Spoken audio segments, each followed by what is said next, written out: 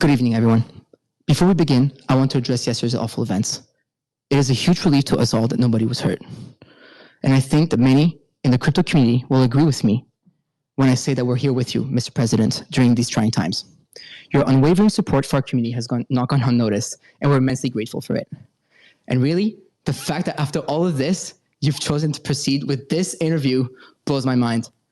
It speaks volume, Mr. President, and thank you for being here tonight. Well, thank you very much, and I appreciate the remarks. It was quite something, but it worked out well, and Secret Service did an excellent job.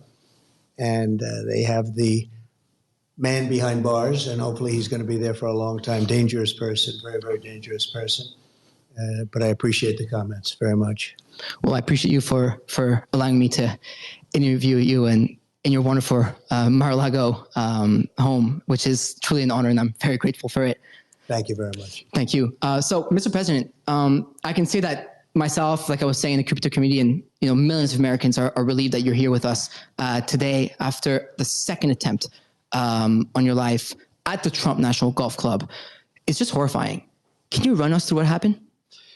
So I was playing golf with some of my friends. It was on a Sunday morning, and very peaceful, very beautiful weather. Everything was beautiful. It was a nice place to be. And all of a sudden we heard shots being fired in the air, and I guess probably 4 or 5.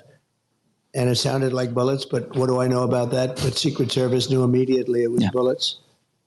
And they grabbed me, and I think probably the other one, Steve is one of the people, Steve Wickoff, a great friend of mine, a great businessman from mostly New York and Florida, great businessman, and more importantly, just a fantastic person. So we're in the group, and everybody we got into the carts and we moved along pretty good.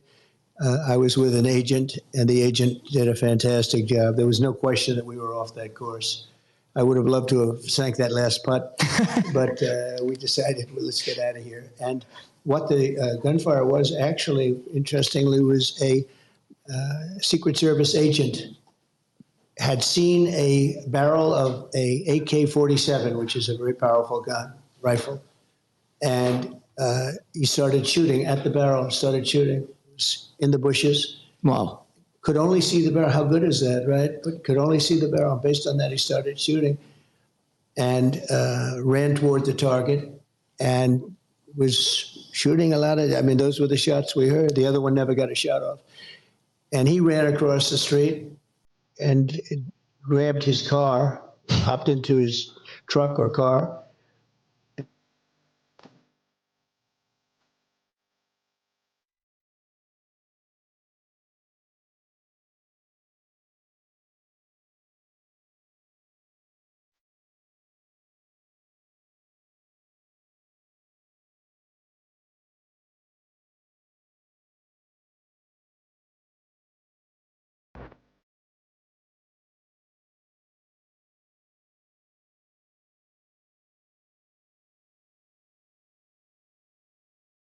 Wow. You wouldn't want to have somebody like that out there. No. He dropped his gun, the AK-47. He left his gun. He left cameras behind, left a lot of things behind. So the agent did a fantastic job. The civilian did a phenomenal job. A woman.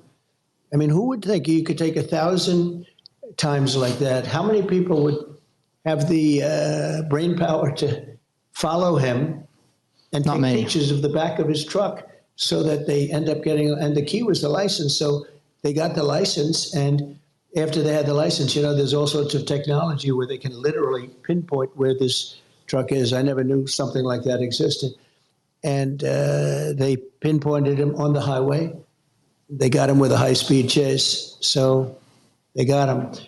It was amazing. So Secret Service did a great job. And I think I can say honestly, the sheriff's office, law enforcement, everybody really did a great job. Incredible. Very happy about that. That's incredible to hear. Thank you. And backup question to that second fold is, this was the second attempt in your life in under 2 months. What do you make of that? Well, there's a lot of rhetoric going on. Right. A lot of people think that the Democrats, when they talk about threat to democracy and all of this, and it seems that both of these people were radical lefts. The first one, they should learn more about. They have apps that they haven't opened yet, which is pretty strange.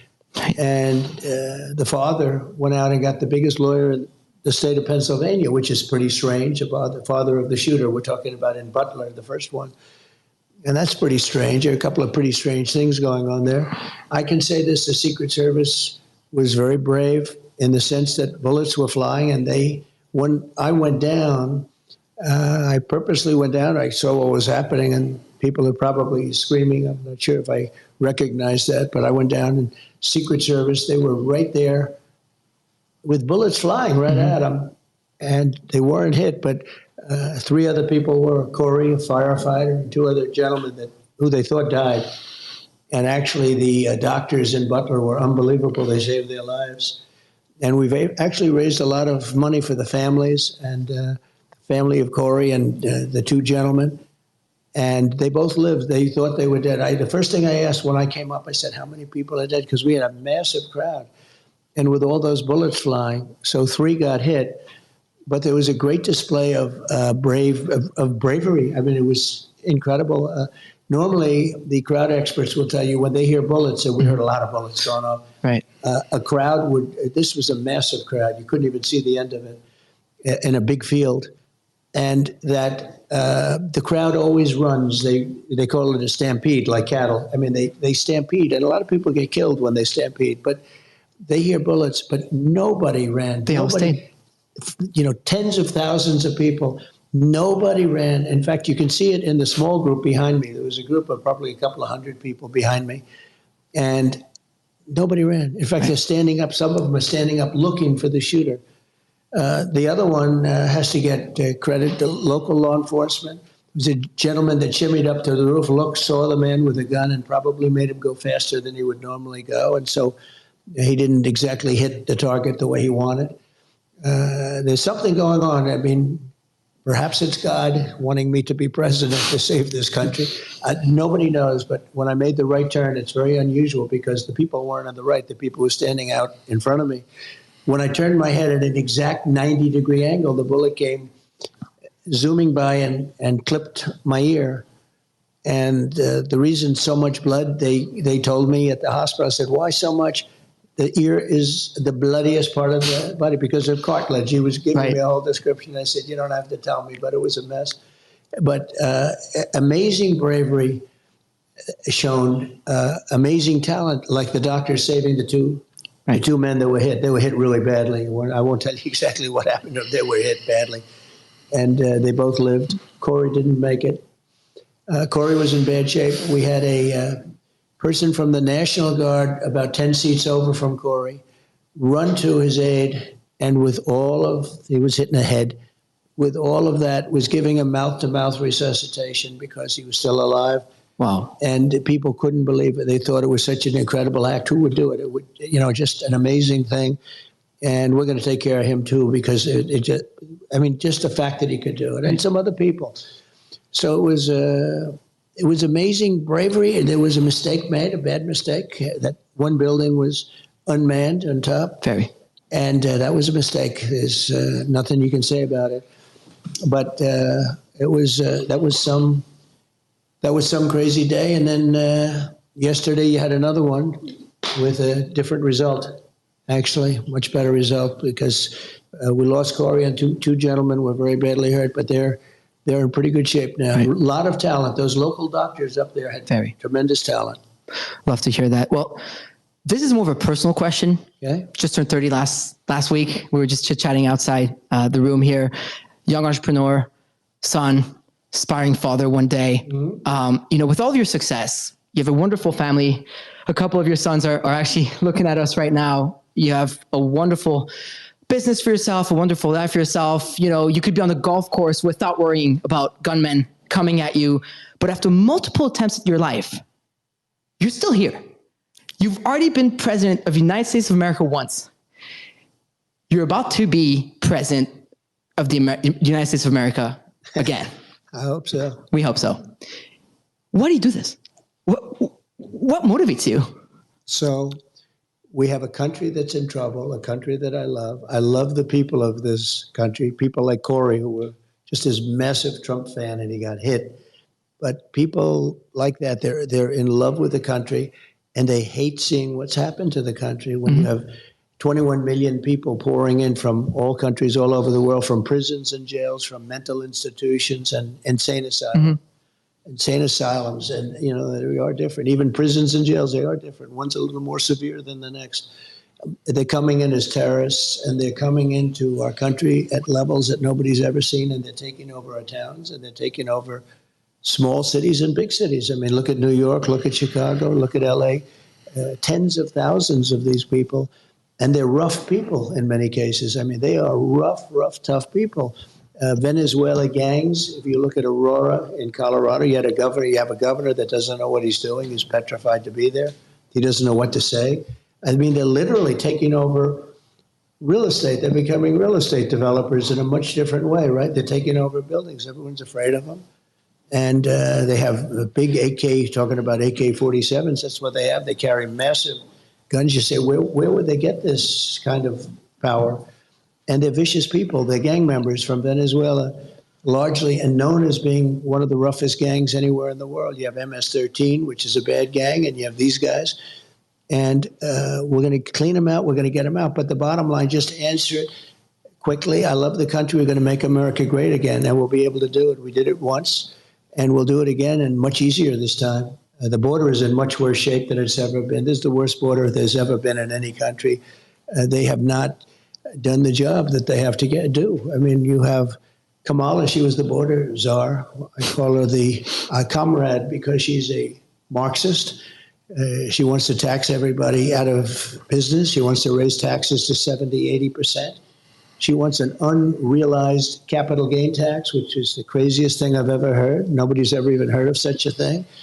And they'll put everybody out of business. We'll end up in a depression if she gets in. And very simply, though, we're going to make America great again, greater than ever before, and I love doing it. Being from Canada, I can probably relate to what that means. Yeah. We've got some problems. A crypto entrepreneur based in Montreal here, so it's it's not always the best feeling as someone who's trying to build something out of nothing here. Speaking of which, I'm wondering now. I know this is quite different, right? But I know many people in crypto feel this way as we're trying to change the financial system. Quite literally, we're trying to change things and make a difference, but it always feels like there's some sort of a force against us. In your case, do you feel similarly that there's a force out there to get you? Well, you have a radical left force, and we have forces, I say that we have a lot of evil in the world. The world is a nasty place, and you can see that with some of the things that have happened. We've been treated, I think, very unfairly, but I've done so well. It's an amazing country in some ways, but we have evil forces. You have the outside forces with the enemies, and you call them Russia, China, various places. I don't know that they're enemies. I think we'll get along great with China. I think we'll get along great with Russia. I want to get Russia to settle up with Ukraine and stop this. Millions of people being killed, far greater than the number you read about. But I want to get that done before I even take office. I want to get that done as president-elect because it has to be solved. Too many people dying. Too many cities are just in rubble right now. You look at the culture is just being destroyed. Mm-hmm. We got to get that done, and I'll get it done. There wouldn't have been an October 7th. There wouldn't have been Russia attacking Ukraine. There wouldn't be inflation. All this inflation, which has hurt people so badly. You wouldn't have had that horrible type of withdrawal. We were getting out of Afghanistan, but with dignity and strength. That was the most embarrassing moment in the history of our country. And frankly, Russia would have never gone into Ukraine if it weren't for that. They looked at that and they said, this country is no longer run by Trump. This country is run by stupid people. And we have a great military. I took out ISIS in 4 weeks, and everyone said it was going to take 4 or 5 years. I took them out in 4. Our military is great, but you have to have the right leadership running it. So the bottom line is that it can be nasty. But it's only going to get worse. If I don't win, it's only going to get worse. It's going to get really bad. We'll end up being Venezuela on steroids. We'll end up in 1929 type depressions. And we have to make sure that this person doesn't get in. This is far worse than Biden. That was if you think of it, that was an overthrow of a president. He won. He had 14 million votes. He had no votes. Crazy Nancy Pelosi walked in, and some of the others, and they say, "We want you out." He said, "I'm not going to get out. I want to run." I was leading him by a lot after the debate, but still he had the right to run, and they literally, it was a coup in the truest sense. This was the first coup of an American president. And I think it's, look, I don't say fair or not fair. He was very nice today. He called up to make sure I was okay, to make sure that, do I have any suggestions or anything? Mm-hmm. We do need more people on my detail because we have 50, 60,000 people showing up to events, and, other people don't have that. But he couldn't have been nicer. But I thought he was treated really unfairly. He went through a primary system. He won, and then they threw him overboard. And she got no votes. She got no votes. But she'd be very bad for the country. We have to save our country. We can't play games, and we can't have a Marxist, communist president, because that's not what it's all about. So we're going to do it, and we're going to make our country greater than ever before, and you're going to be happy, and you're going to love your crypto. And as long as you have crypto, you're happy. So I know what makes you happy. Nothing else but crypto. Yeah. I mean, when the Twitter Spaces was officially announced and that you put the tweet out, a lot of people were like, well, who's this Farouk guy? And obviously, a lot of people started digging into this Farouk guy, and the main reply that was that I'm just this crypto bro. But you know what, Mr. President, I am a proud crypto bro. And it seems like you're starting to become one of us, if not already. I know for a fact that your children are quite involved in the space. I mean, we have Baron, Don Jr., and Eric on the Twitter Spaces right now. Eric and Don Jr. here, who will be joining us a little later on this programming. But get into crypto now, because I already see the people on Twitter Spaces really eager to hear you talk about this. At the recent Bitcoin conference, you mentioned that, and I quote, "America should be the crypto capital of the world." Yeah. That was a big statement, and I believe the correct one. So why is it not right now? Well, I think it will be right now. Right now you have a very hostile SEC. I guess you'd have to say, I don't know, when you say administration, do you call it Biden or do you call it Harris? Nobody really knows what to call it, but maybe we'll say a combination of both. But they've been very hostile toward crypto, toward all of it, and extremely hostile, like nobody can believe. Nobody even understands why. My attitude is different. If we don't do it, China's going to do it. China's doing it anyway. They are. But if we don't do it, we're not going to be the biggest, and we have to be the biggest and the best. And, when you look at values, and when you add it all up, the value of this whole thing is bigger than, they were showing me your top 20 corporations and all of this. The numbers are just gigantic. It suffers from some credibility lapses. I mean, some things were done or not done, but it's very young and very growing. And if we don't do it, China's going to do it. If we don't do it, other countries are going to do it. A lot of countries would like to be in a position. We have the advantage because it's us. But you have a big advantage because it's me, because I do believe in it. I also know a lot of friends that are really into it. And my kids, Baron knows so much about this. Right. Eric, and Baron's a young guy, but he knows it. He talks about his wallet. He's got 4 wallets or something. And I'm saying, what is a wallet? Explain this to me. But he knows this stuff inside out. And Eric and Don know it so well. They do. It's almost like younger people know it a lot better than older people. But I have a lot of respect for them. They've shown great judgment, all of them. And I think you're onto something. You're onto it a lot sooner than most people. It's sort of like it's a fledgling business, and yet it's a massive business, but it has a chance to really be something special. And when I do things, I notice a lot of crypto comes in. People pay with crypto. Oh, yeah. And you didn't see that even a year ago, 2 years ago. So I think it's really, it's big, and yet it's a fledgling compared to what it will be.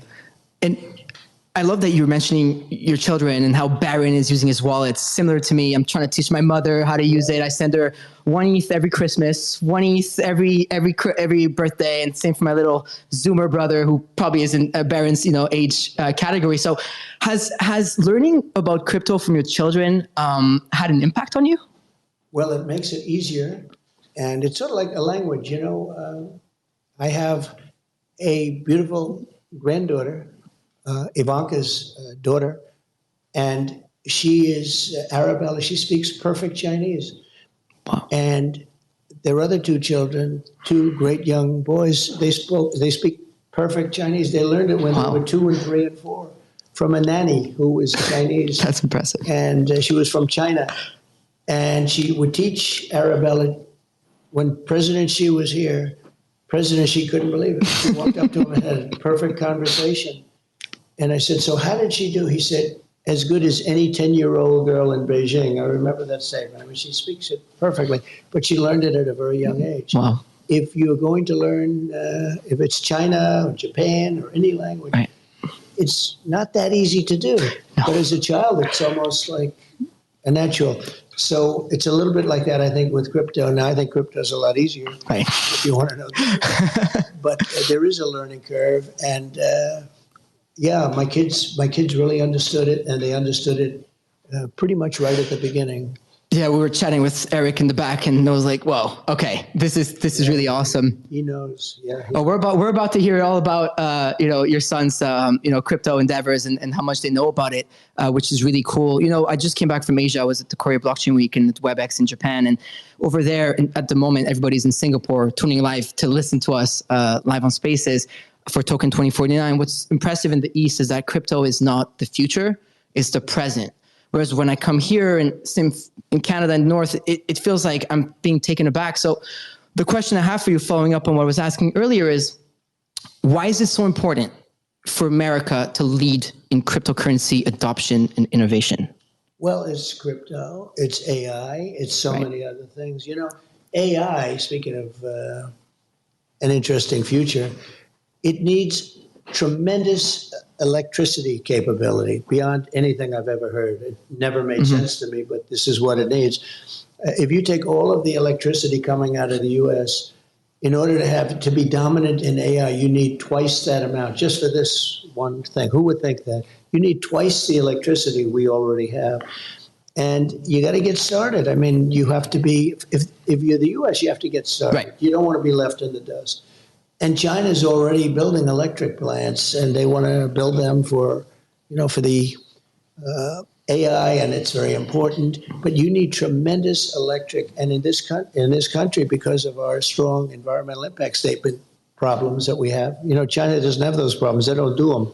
They just build. They said, build over here, build over there. With us, you have to go through years. But I'll make it possible to create tremendous amounts of electricity very rapidly. But people don't know that. People don't know that you need double the electricity of what we already have. So you want to get in, whether it's crypto or AI or other things that are coming along, and it's part of the game. We want to have a great country. We want to stay at the top. We're making things now. We're starting, and it started under my administration, that there was no chance of ever even getting involved in for a long time. Right. And we're leading the pack in so many ways. One of the things I'm very proud of is Space Force. We were getting lapped in space by China and by Russia, and now we are the leader in space. And I have to tell you, Elon is doing a fantastic job. He's my friend. He endorsed me for president, so strongly. It was incredible. But he is doing an amazing job with respect to space. When you look up, I think somebody said he sends 90% of the rockets sent up throughout the world are his. Wow. And you got to hand it to him. He's something. He definitely is. Wish he was here, but at least we're using his.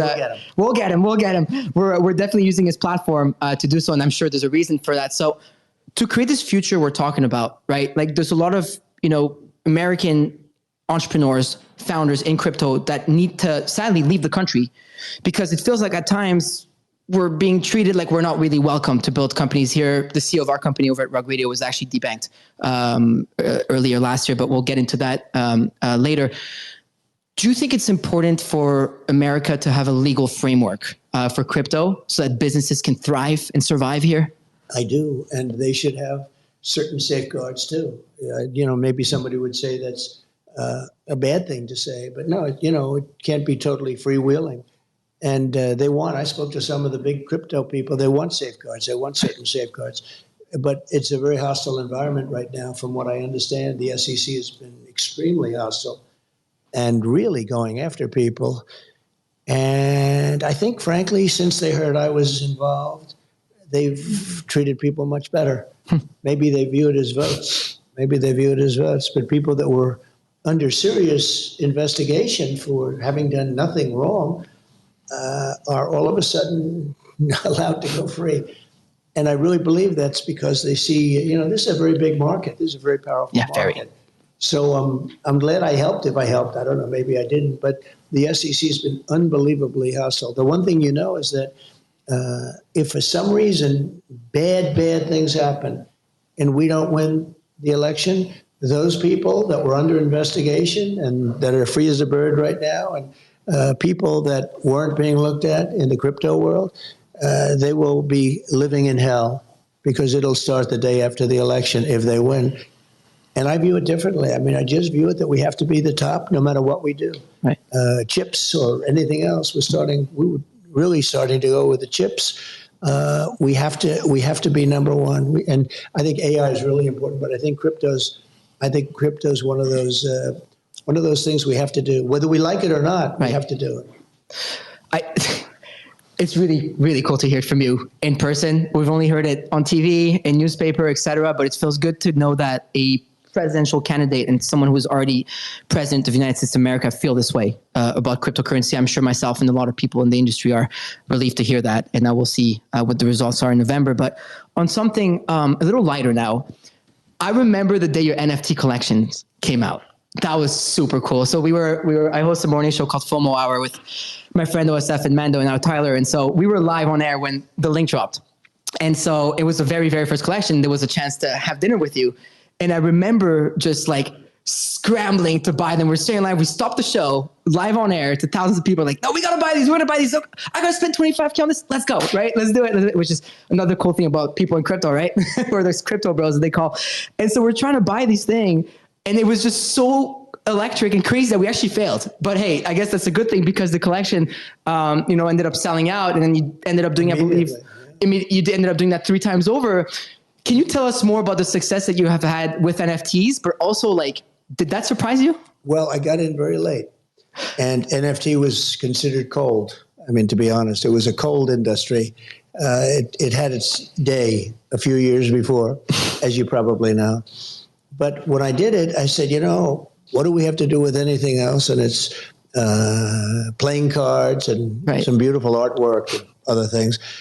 And we went out with 45,000 NFTs, and it was amazing. We thought it would take 6 months, maybe a year to sell. It sold out.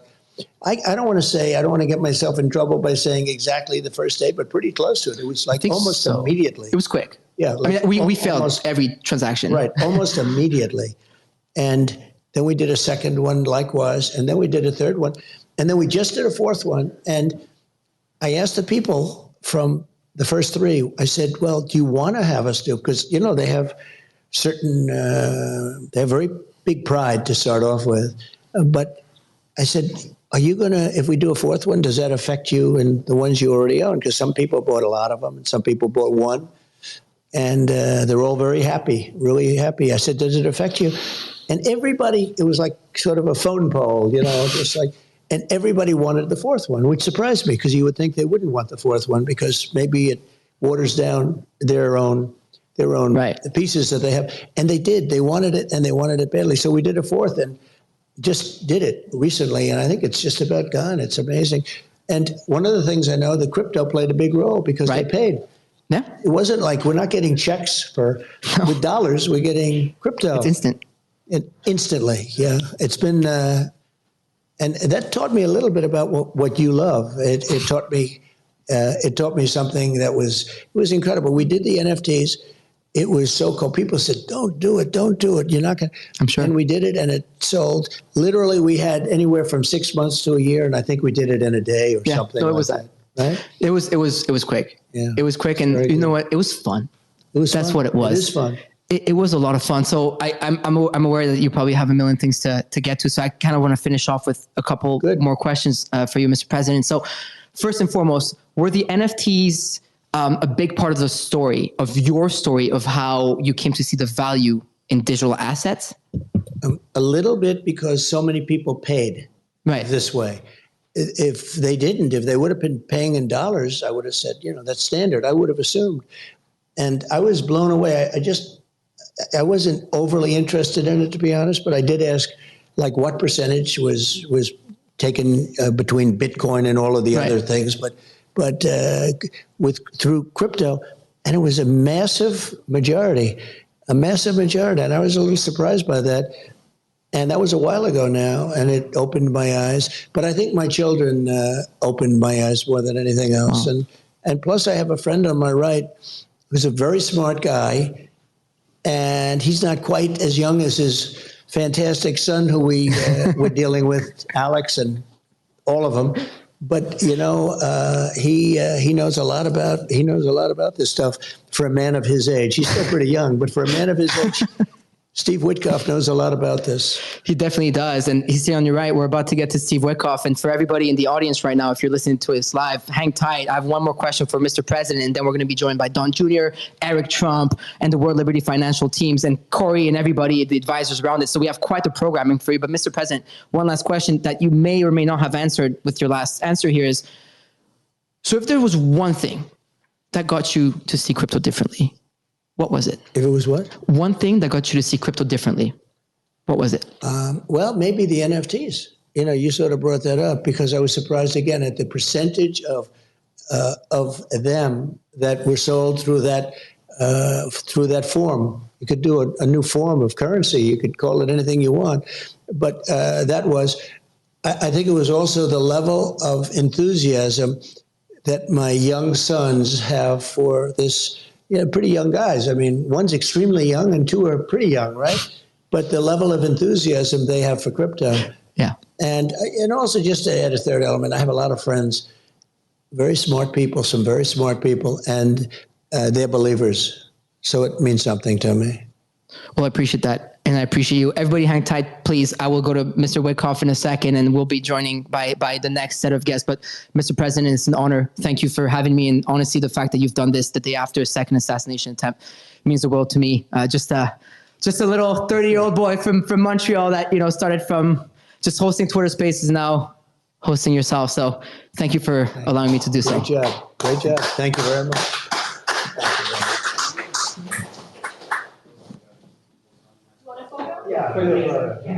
Everybody hang tight. We'll be right back.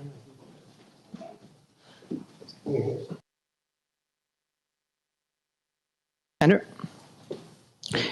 And we are back over here. That was quite a great interview with President Trump, wasn't it, everyone? Yeah. There you go. We got this room packed with people. Everybody's still here. Hang tight. Don't leave. Keep sharing. I want to see those retweets because the State of the Crypto address at Mar-a-Lago is still on over here. I have Steve Wickoff on my right, who has to run, to Fox, right? Fox. Is that where you head next, Hannity? All right. I got the opener for Hannity. That's pretty cool. That's not bad, right? That's like opening for like Led Zeppelin or something. I don't know. So Steve, I'm just gonna go chat with you real quick, and then we'll get to our other guests. First and foremost, you were with President Trump yesterday on the golf course. Yeah. As he was trying to sink that last putt, as President Trump was saying. But how do you feel? I feel blessed that I was out there, because I got to see what he has to live his daily life like. 2 assassination attempts in the last 2 months.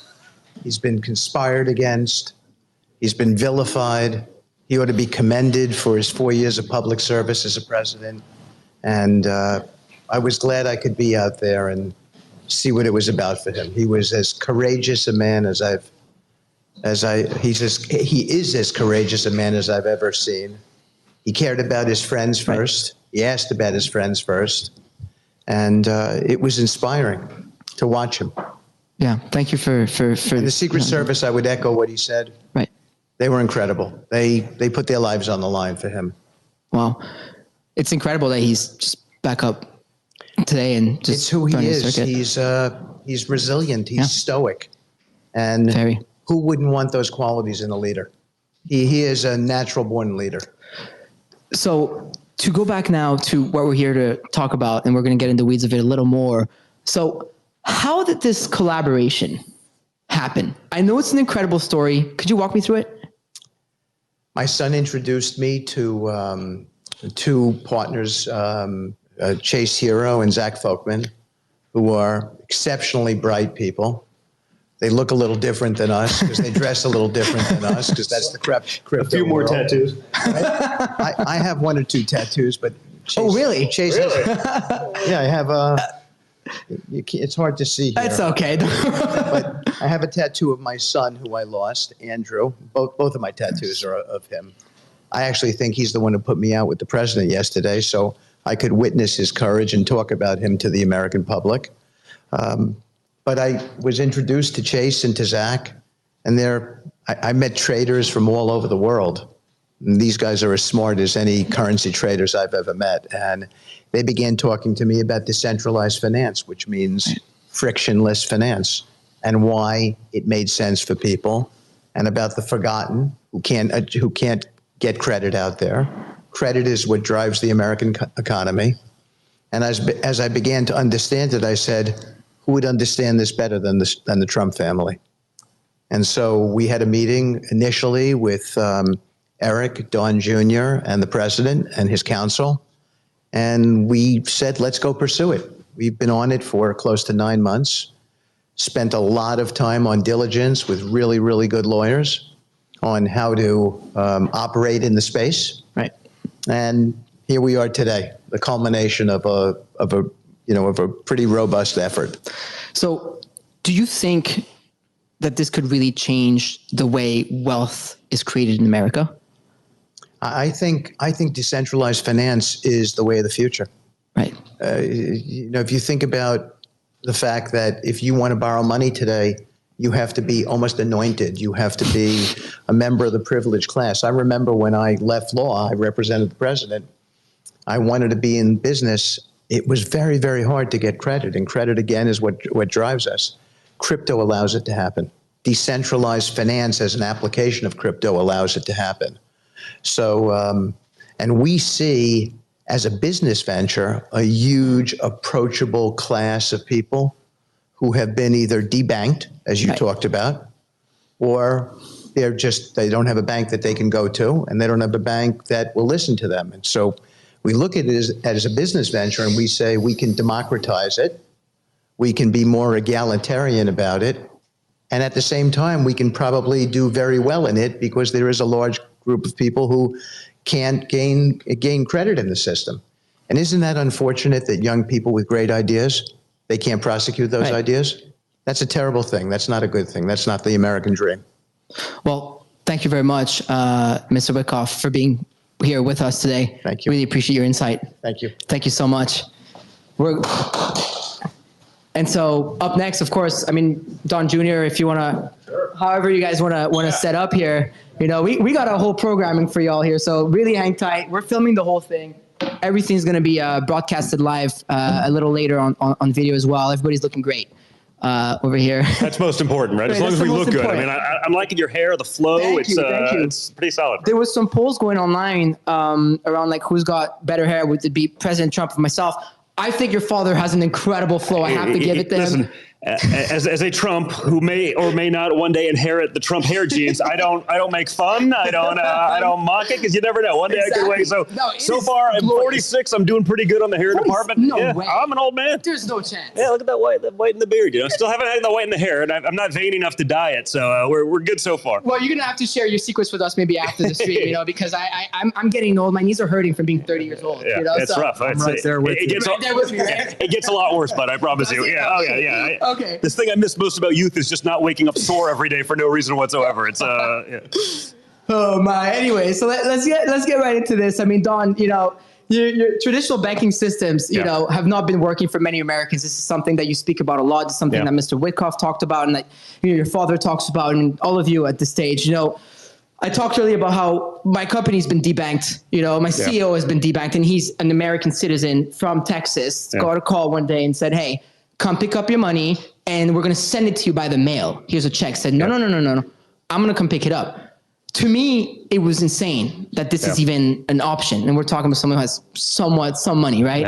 Yeah. And so I know your family is very familiar with being debanked. So how does DeFi fix these problems? Well, listen, I mean, I think, I was probably a late adapter into some of, these technologies in the sense that, I was a traditional real estate guy. We were bricks and mortar. And, there was a time period where, the Trumps, we could have picked up the phone and called any CEO of any bank and gotten a loan from anyone in the world on any project and, low LTVs and everything like that. Then we got into the political arena, and Bang. like that, it was turned off. I mean, it wasn't that we didn't have incredible balance sheets. It wasn't that we didn't have, the reserves. I mean, I've had it for some of my personal businesses. Same story as your partner. I mean, I had an operating business with a partner, and he calls me one morning. It happened to be the day of like CPAC, 2 years ago. And he calls me. He's like, our operating account has no money in it. I think we got hacked. Like, what do you mean we got hacked? It was PNC Bank. I mean, this is a major bank, and whatever it is, this is a legit business with, small business. It was a little media company just to sort of aggregate news that was not being shown to people otherwise. And he calls the bank like, listen, I think we got hacked. Oh, no, you weren't hacked. We just don't want to do business with you.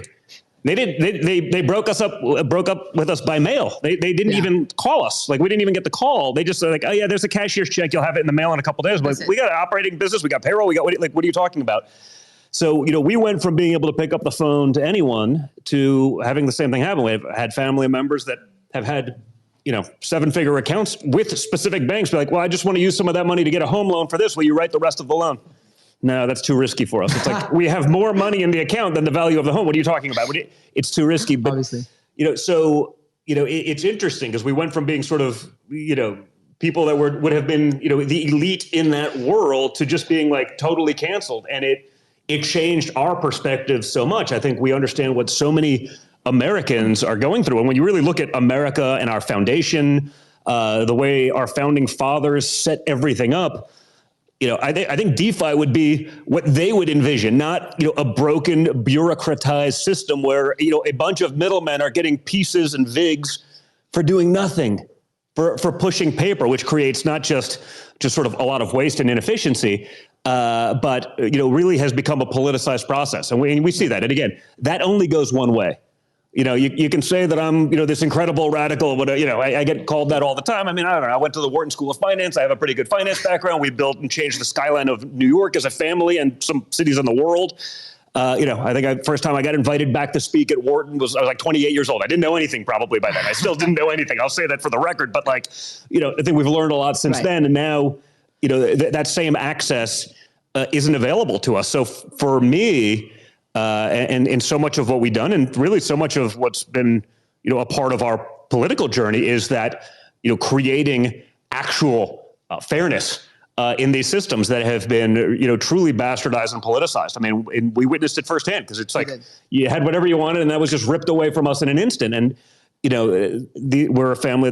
We're blessed to have the means to be able to do a lot of things. We're blessed to be able to have, for someone who doesn't have that power or the soapbox or the balance sheet, what do they do? How do they finance it? And so it's a real problem that needed to be addressed. And honestly, I think this is the way. This is the way of the future. This is the way to eliminate that efficiency. A lot of it being peer-to-peer and not going through the usual bureaucratized system. So I think everything that's been talked about right now is so important. But for me, this is about how we save so much of what I believe our founding fathers really intended for our country. So I was going to ask you something that you answered. I was going to ask you, has banking become political in the USA? Clearly, it seems that you seem to think it did. Not seems. It is. It is. It has become politicized. You can look at that, whether it's, spreads, whether it's rates, who can get what. That's been going on for a long time. And, it's sad and it's disgusting. So I was going to ask you if it affects the everyday American, which you did. You get into that already. Yeah. So then the question is, if this all affects the everyday American, to me, cryptocurrency is freedom. Yeah. This is why I do what I do. Correct. I own my money on my ledger. Nobody can take it away from me. Correct. So how does DeFi help the everyday American?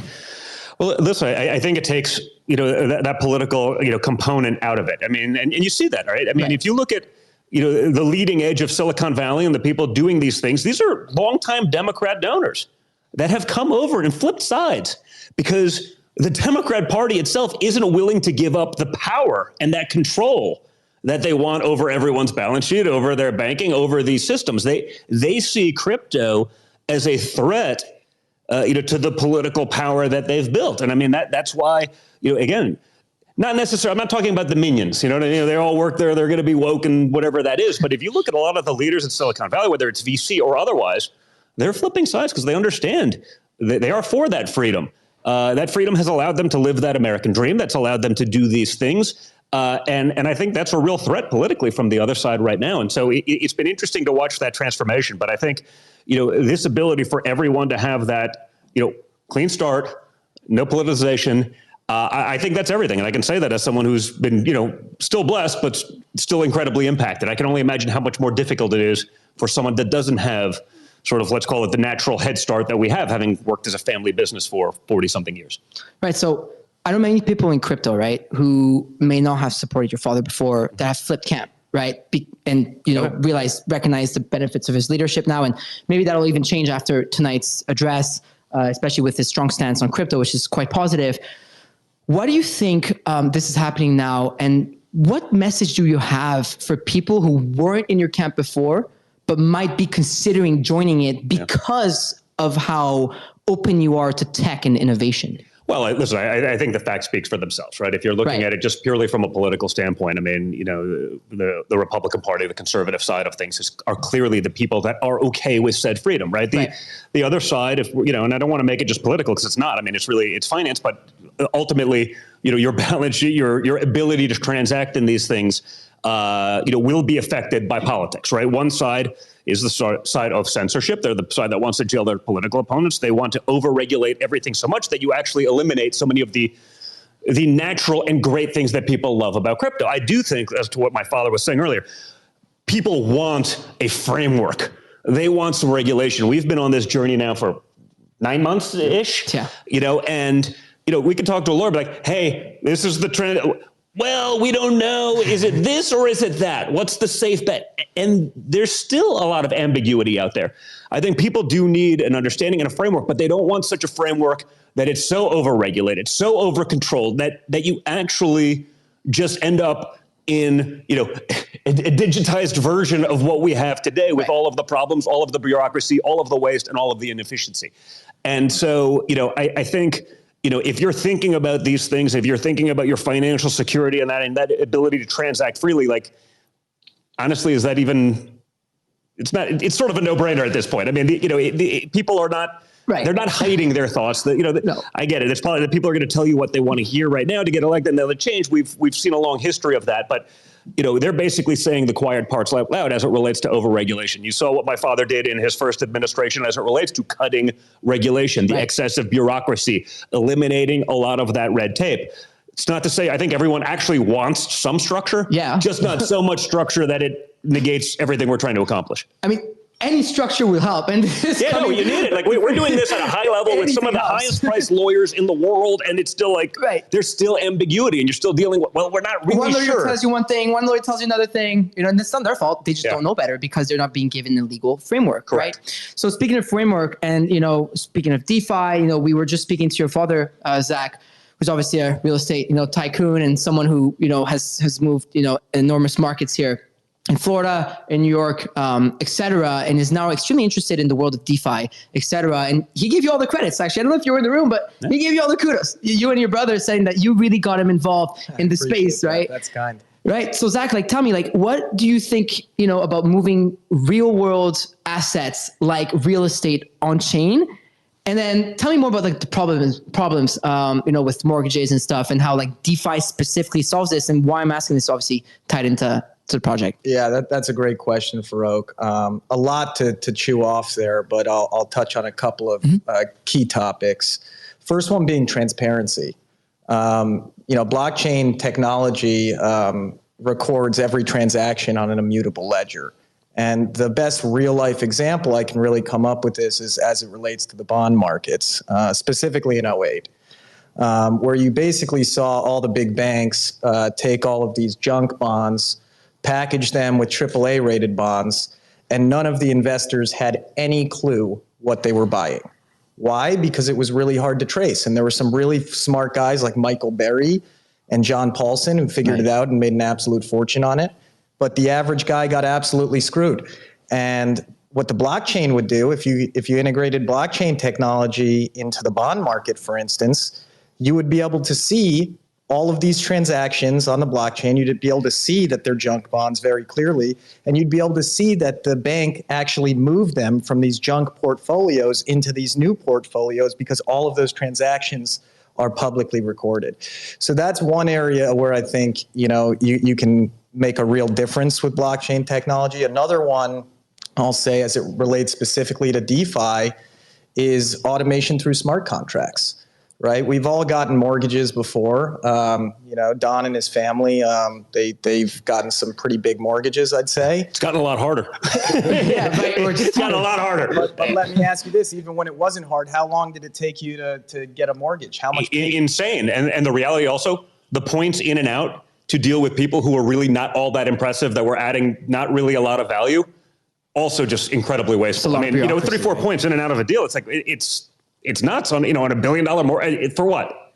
For a couple of guys to push some paperwork around. I mean, it's truly insane. And eliminating that waste is like, I just take personal joy actually in the ability to actually take on some of those systems, because I'm the guy that had to deal with those guys. I'm the guy that was, when I was a young kid and I was still sitting there on an Excel spreadsheet back when, in my early 20s, was like, I'm the guy giving some bureaucrat a bunch of nonsense that they're just filing away and they're just checking another box and it's points in and out and they're trying to pretend like they're adding value when all they're doing is actually slowing down a process. And just like we need government efficiency, we need business efficiency, because these dollars are just really being wasted. And the last thing I'll say is I think that it offers a really compelling opportunity for some of the young folks out there that want exposure to real estate. And I know there's a lot of them, because they all tell me, Zach, how do I get exposure to real estate? And I'm, I sort of laugh and I tell them, unfortunately, it's really not possible unless you're, one of the top families out there to get exposure to blue chip real estate. And, blockchain technology, tokenizing some of this real estate, you're essentially fractionalizing it and you're opening the liquidity pool to a whole new class of investor. And you're also globalizing it, right? You're exposing, people in different parts of the world to some of these real estate deals. And I think that's really exciting and compelling. It's going to, it's going to cut down on a lot of costs, like Don was saying.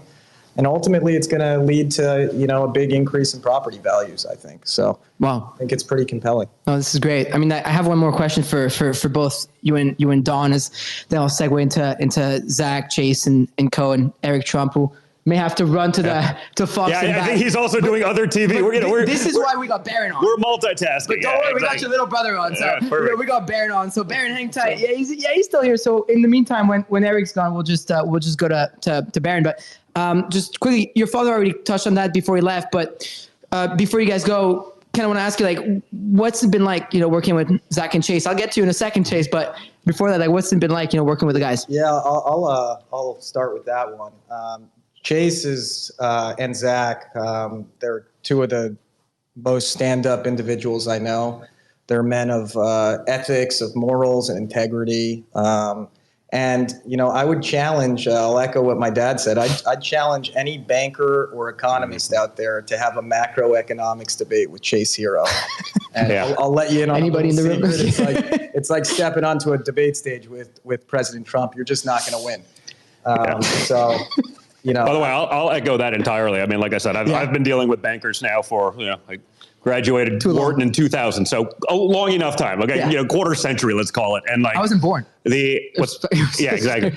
And the level of sophistication, whether we're talking, bond markets or yields, I mean, these guys will go down a rabbit hole that, I guarantee you the average sophisticated banker on Wall Street could not even keep up. And so, there's definitely, that component of crypto that there's the Wild West, and we got to sort of almost disclaim everything, because there's some bad actors, but I think generally speaking, the community has been incredible and embracing. So you sort of do have to look out for that. But again, the level of sophistication, honestly, I'm not someone that, I don't judge a book by its cover.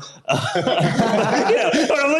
I'm looking at those shoes, I'm like, that looks like my daughter's golf shoes, Chase. But, it's fine. It's fine. But these guys start talking about, financial markets in a way that honestly, you could put them in a boardroom at Goldman Sachs and they're going to smoke the people in the room. It's actually really impressive.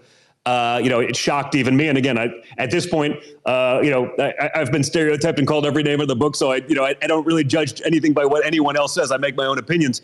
And these guys have been awesome at that. So it's really impressive. And it actually gave me such a level in confidence of what I think we're doing here is really a game changer. I mean, this is the start, I think, of a financial revolution. I love that. I definitely love the term financial revolution here, because it's definitely what's happening. When you're in crypto, you really feel it. Like there's still 100,000 people tuned into Twitter Spaces. I'm sure millions of people will see this. And I really hope that every American listen to this, or people outside, just give crypto a dabble or a shot, because it makes you feel really different.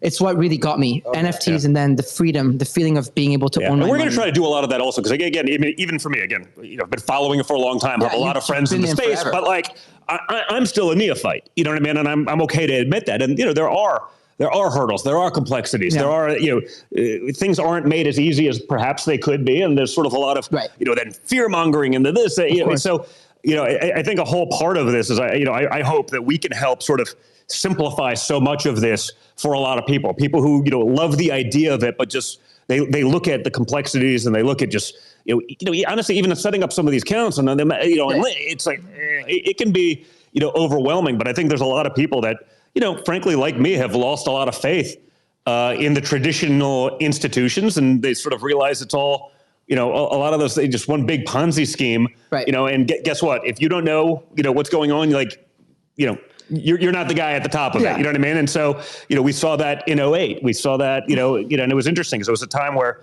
that was the beginning of my business career in real estate. And I sort of remember going to my father at that time and being like, listen, we got to go all in on this. We got to go. I was just a young, aggressive, 20-something. I thought I knew everything because I experienced, 5 or 6 years of a real estate boom before the world hit a wall, in 07, 08. And so, it was actually the first time I was sort of like, wait, wow, he's learned from his own eras, whether it was in the early 90s or other, and he just looked at me like, don't be so glib. You don't know shit right now. Like, and I go, what do you mean? We've crushed it here. He's like, yeah, but you've never lived through a down cycle. And it was a really interesting message from the guy that is sort of just known as being sort of like all in long every time at all. Like, it doesn't matter. And it was like, oh, wow. Like, it was really sort of introspective. It was a conversation I never assumed I would have had until that point. And man, was he right. We structured our entire business different. We focused on doing, more like a license model for real estate so that, we could participate in the upside, but not take some of that downside risk. And then when the world did go to hell and it did hit a wall going, a billion miles an hour, all of a sudden it was like, wait, we didn't lose anything. We've all these cash reserves, and then we just started picking up things for 10 cents on the dollar, and really grew an empire. And so, it's fascinating to see that. I see so much of that going on here, and I think we just want to make that easy and available, for so many other people that I think would really love to participate in, because I think they have probably that same dejected notion, of what's going on out there with everything else. I've been friends with Junior for years. I've never heard that story. I don't tell that story lightly because the first time he literally goes, "Don't be glib." I'm like, Donald Trump just said, "I'm being glib." I'm like, guys, like, who are you and what have you done with my father? What's going on here? I know a thing or two about being max long all the time and not believing in down trends. It's kind of that guy screaming super cycle in 2021 until it hit me in the face. So listen, hey, you know what? I'll say this, like. I've learned a lot more getting punched in the face than I have from the easy times. Like by a factor, like I learned more in that 08 cycle than I did in the prior 8 years of my real estate career by a factor of about $1 billion. I love that. And it changes things. And, I think, and I think that, by the way, that holds true, not just for business or investing, but I think it holds true for life. You learn a lot more about yourself going through the adversity. We've dealt with plenty as of late. So, it's important. I love that. Chase. I mean, we just got quite an intro. Yeah, don't let us down now, man. He's going to start bumbling and mumbling. And I'm going to be like, everything I said was a lie. I take it all back. I disavow. So you got Steve Wickoff's, kudos. I disavow. Yeah. Zach and Don Jr. and even Senior, so we'll cut straight to the chase. No pun intended, actually. Just realized that. Exactly. Just cue it out on video after. So there's been a lot of rumors floating around, World Liberty Financials, yourselves, etc., and about the project, most importantly. Is any of it true? Oh, that's a good one. Right off the gate. No, the funny thing is it, a lot of people like to say a lot of things. And I'll always start with this. When I first got into this space, I felt like it was a warm place where we were together and worried about what outsiders' opinions were. And, when I stepped back into the space, I wanted to kind of come in here to like solve this bifurcation and how things have become this way. And it's just been an interesting voyage. You know what I'm saying? It's been an interesting voyage from start to finish with these guys. And it's hard to follow up these guys. They get me so excited about this space. I feel reinvigorated by it. It reminds me of like 2015 when I walked into the first conference and I had a hoodie on. I was scared the World of Warcraft warriors were going to find me, So, but I like that. It was warm and it was wholesome and we all worked together. So, it's hard to say what's being out there because I try not to listen to it or pay attention to it too much. Right. You know what I'm saying? So, because I can't control people's outlooks and, the way I look and the way I act and the way I've been through in life, it's all targets people want to paint in their own way. And that's fine by me. This was never about me. This was about bringing really intelligent people together that were curious and that wanted to, save the little man. You know what I'm saying? Like we all got into crypto and DeFi especially because we were, sick of being de-enfranchised from the banks, right? You have some money, you can borrow some collateralized debt against it, right? You have some assets, they're good. In this space, it's almost the same way because of the use case of getting into it, So like half the world can't utilize big finance. The other half of the world can't utilize DeFi. And the reason being is it's too complicated. I mean, we were introducing you and your brother to it and you guys like, what, I got to go to MIT to get I felt like I was in kindergarten again. I was like, I felt like a slow individual. It was, for a little while. I think we're catching up quickly, but like there's still a long runway. And I feel like, because there's so many brilliant people in this space and the evolution of what they built is just astounding that somewhere along the way, we've gotten so smart, we forgot about the people who maybe, was too much gas or, that's not really built for them or the on-ramps are too difficult. And, like for me, I always like the big challenges, the big adventures, because that's where the depth comes, And so, when I talk with the boys and I said, I got a really interesting challenge I think we can face that's perfectly aligned with you guys, like who else can reach a world in a way you guys can, especially the average person, the teachers, the firemen, the police officers, who all deserve a piece of what big finance is, but I've been excluded from it for so long for, no fault of their own, just nature of the game. Right. And it's a courageous battle, one that I'm sure will be ridiculed the entire time on. And that's okay. When you're called up to be a soldier, you put your armor on and get your big boy pants on and, you keep your head to the ground. And that's why we don't come up and respond to too much. We're working, like they'd rather have us build something good than sit there and fight this verbal warfare that there is no right or wrong answer that I can give you. Whatever I'm going to say, you're going to make your assumptions from it. And we're just going to sit here and build. And, it's been cool to watch these amazing people come together and put themselves in the, the guillotine, as they say, and all work together. And, it's been a good time. And I love everything that they say about me. A lot of people say a lot of things, but I don't think I'm the smartest guy in the world. I think I'm good at seeing complex plot problems and make them simple, to make them to understand by everyday people. And I think that's my gift is the ability to say, hey, I'm not a really complex person. Let me understand this. If I can walk through it, so can the average person. And that's what we're going to try to do here. So, and just for the audience to know, then we'll have Zach and Eric when he comes back and we'll get more into the details of the project as well. We'll talk numbers. We'll talk all the juicy stuff that the crypto community really wants to hear. So hang tight right there because I know this is what half the people came to hear, President Trump and the other half are probably. Yeah, we're giving them a long build up to the. Some of the real nerds are like, come on. This is a real show, I was under the impression that they came to listen to me, but. I'm sorry. Of course, here's Zach Wickoff. I'm sorry, y'all. This is That's like Trump level ego right there, Jack. Congratulations. I'm glad it's rubbing off on the. I love it. But I'll take that as a compliment. It is. Hey, listen, hey, no one finer. It's a long build up, but it's a build up that's worth it. It's a good programming. So I hope everybody's entertained here. But Chase, another question for you then is, what's the overarching vision for this project? A lot of us want to know, like, what's actually going on, right? What's the vision? What are you trying to do? It's a big goal.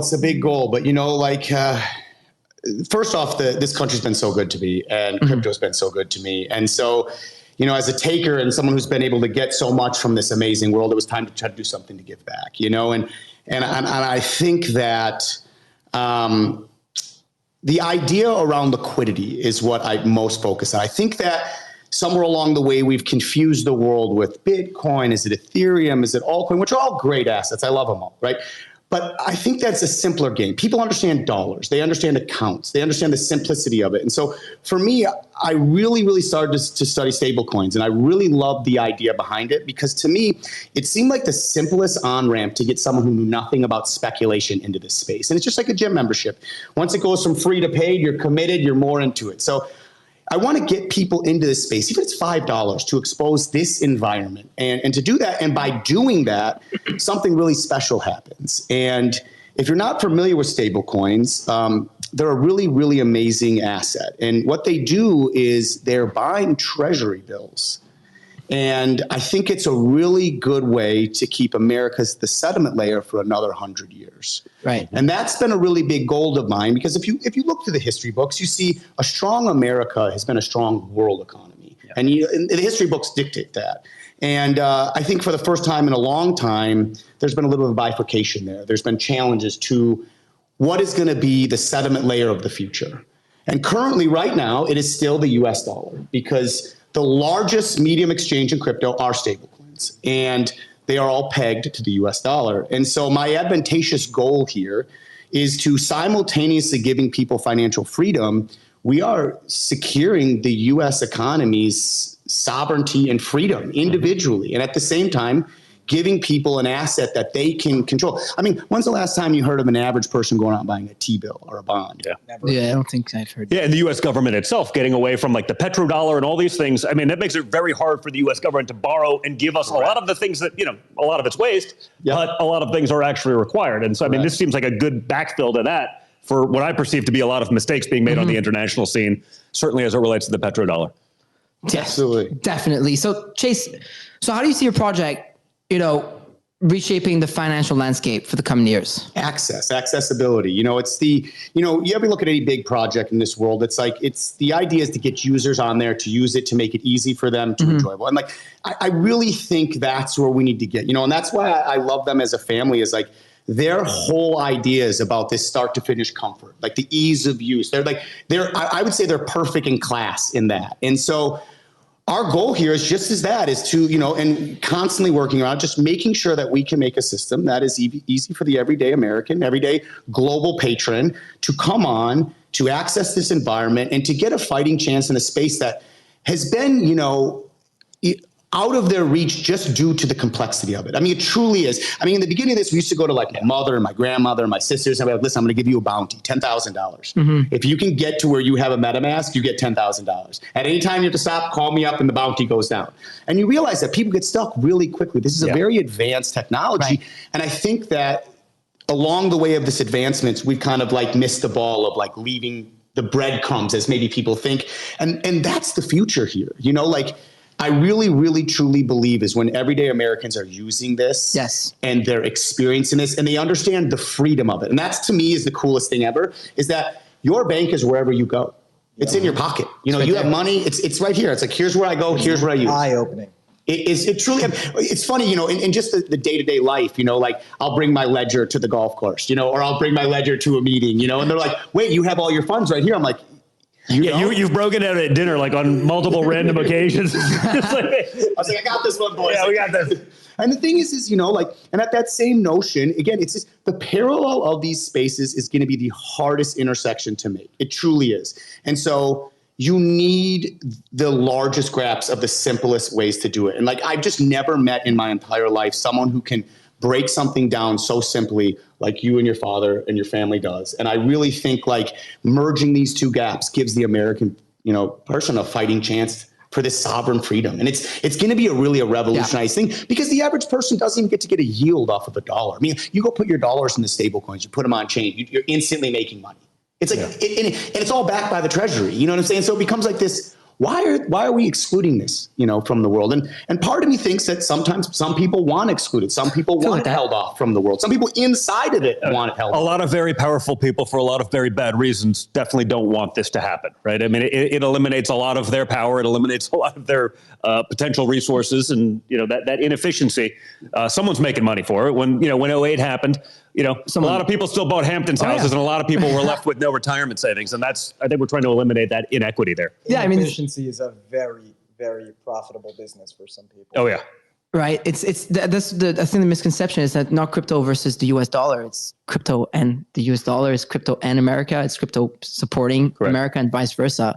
But a lot of people seem to be making this like warfare between the two of them. But we're just trying to build something cool, man. You know? Exactly. Liquidity. I mean, and that's the thing is like, I see a lot of the bifurcation in the asset ownerships, like the classes, you know, like who's better than other. And I get it. I understand it, the camaraderie and all that. But like my goal is unified. It is to bring liquidity into this space. Period and dot period. And so far, the best Rails I've ever seen to do is going in the Rails via stablecoin, right? And it's like until there's other easier on-ramp, that's the avenues that we explore, And so, like I said, my goal is a very simple one, and I don't want to make enemies. No, I know I will. Everybody's like, oh, you're this way or that way. It's seriously just to bring in liquidity into the space that's much needed.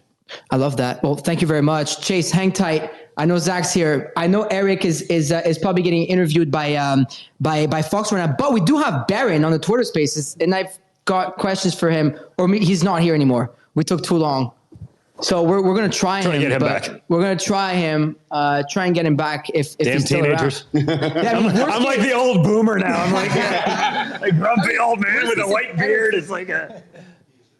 He's gonna come back. Okay. I mean, I see Baron's account on here, but he's gonna come back. Okay, awesome. I just got news that Baron or Eric. Sorry, Eric. Yeah, Eric's coming back. Yeah, he's just finishing up TV. He's in the van outside doing an interview with Fox, right? I think he's on national television right now. If you're watching Fox instead of this. No, you should be watching this instead. You should be watching this. Listening, this is much the better. camera. It's a little more exciting. Yeah. I wish you could see us now because this is looking really good. Okay, this room is sick. It's definitely aura. This place is amazing, isn't it? This painting is fire. It's pretty aggressive. There are some people that would pay a lot of money for that painting right there. I am sure. I wish. I mean, this camera 1 or 2 was good. It's got its own lore, right?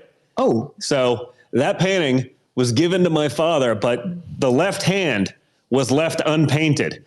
What? And they said the artist basically said, hey, I'm giving this to you. If you want me to finish, it's $25,000 or whatever the number was. And I think my father basically went to another artist and be like, here, I'll give you $500 to get you paint on a hand. So the hand is a little bit different. But he was like, I'm not going to get game by this clown. Let's, That is too good. I think it's like one of the most Trump stories ever. I believe it to be accurate. I mean, this has been legend for a while. So we got to do Rug Radio more because I'm getting stories that I haven't heard my entire life. Yeah, listen. I've been friends with Junior. Yeah, my big problem is, you put a camera on me, I get much more open than I am. I'm basically like a recluse that likes to go shooting by myself. You guys are welcome on Rug Radio anytime you want. We have over like 100 creators across the world creating content. I'm live every morning. I'll come back tomorrow. I'll go for y'all. We'll do a lot. You come on my show on Rumble. We'll talk more about this. Listen, because this is going to be an evolution. And again, just because, again, I'd say, I'm a reasonably sophisticated financial person. I'd be an accredited investor in basically anything. And yet, even going through this journey, if it's complicated for me, it's too complicated for most people, to get started. And so again, making it easy, taking people through it, going through, the tutorials that, Zach has taken us through, just like, here's the details and here's what's going on. And I'm like, if we can simplify that to people, once you get through it, it's like, it's not that bad, but the barrier to entry, even just psychologically, correct. When you see all of this stuff, is a lot, and it doesn't have to be. And so, if I can contribute anything to all of this in the future, is just, creating that access for everyone, because the more people that are using it, the more people that are out there active, I think honestly, the bigger front we put towards those, traditional institutions that had sort of the monopoly, whether it's liquidity or otherwise for far too long and for no real reason. I love that. I think that's a great segue into the next segment. I mean, Zach, if you want to join us, I know you're busy. You're handling Chase. I think we can go to Zach and Chase. Chase, you hang tight right there. Okay. We'll switch one Trump for another Trump in 5 minutes. I think he said it's going to be 15. But yeah, Zach, I mean, sit here, and then when Eric comes, that way when Eric comes, you guys can just swap around, right? That's an easy one. I mean, the camera can fix all that. All right, so I guess we'll wait for Eric, but in the meantime, I do have you two. So let's get right into that. Let me just, you're a tall guy, Zach, so they've got to readjust the mic, dude. No problem. They had to adjust it. Take your time. They had to, Right. Like, you sure? Maybe Yeah, come here, and if you want, when Eric comes, we'll just slide I sit down next to him all and let day, Eric every next day, to you me. know. This is great. I mean, listen, guys, no pressure, but there's still 72,000 people listening live. It is a lot, right? It's not that bad. I think he stole my ex-wife jeans. Wait, what? I love Don Jr. just throwing shots. Welcome to a day in the life of World Liberty Financial. I mean, you should sit with us until Eric comes. Yeah, come You back should here. sit until Eric comes, man. Just getting you until Eric comes. So just confirming, Zach, is it true that you stole Don Jr.'s wife's jeans? Maybe or maybe not. Okay. On advice of counsel, What is the lawyer I've been saying? told to not answer that question. No, okay, Like I said, I wasn't sure if the mics picked it up, but when I stop breaking chops, that's when you have to actually worry. So as long as I'm breaking balls, you're in my good graces. It wouldn't be Rug Radio if nobody's breaking chops. Exactly. So let me tell you that. So Zach, we'll just start with you, right? Until we get Eric back. So listen, Zach, I know that you care a lot about usability. That's something that we've been talking about a lot. You think that it's one of the biggest barriers to DeFi adoption. That's something that you and I kind of, I think it's the biggest barrier. The biggest barrier. to So DeFi adoption right now. you and I got to talk about this, yesterday for launch, but we were waiting for the whole thing to happen. So how does your platform, how does World Liberty Financial address this challenge of usability? And then who do you plan on bringing into DeFi ecosystem with this platform? Great questions. So the first thing is, and I think that Don Jr. was kind of alluding to this, is the usability in DeFi is so difficult or confusing. Now, what I mean by that is a lot of the DeFi protocols, like for example, we've sent Eric or Don Jr. links to some of our favorite DeFi protocols and said, here's what you do on this platform, here's what to do. And I've done this with a lot of my friends. I've got a lot of friends, Chase and I have a lot of friends who are wealthy, they are technically savvy, and they already have exposure to cryptocurrencies, be it Bitcoin, Ethereum, whatever.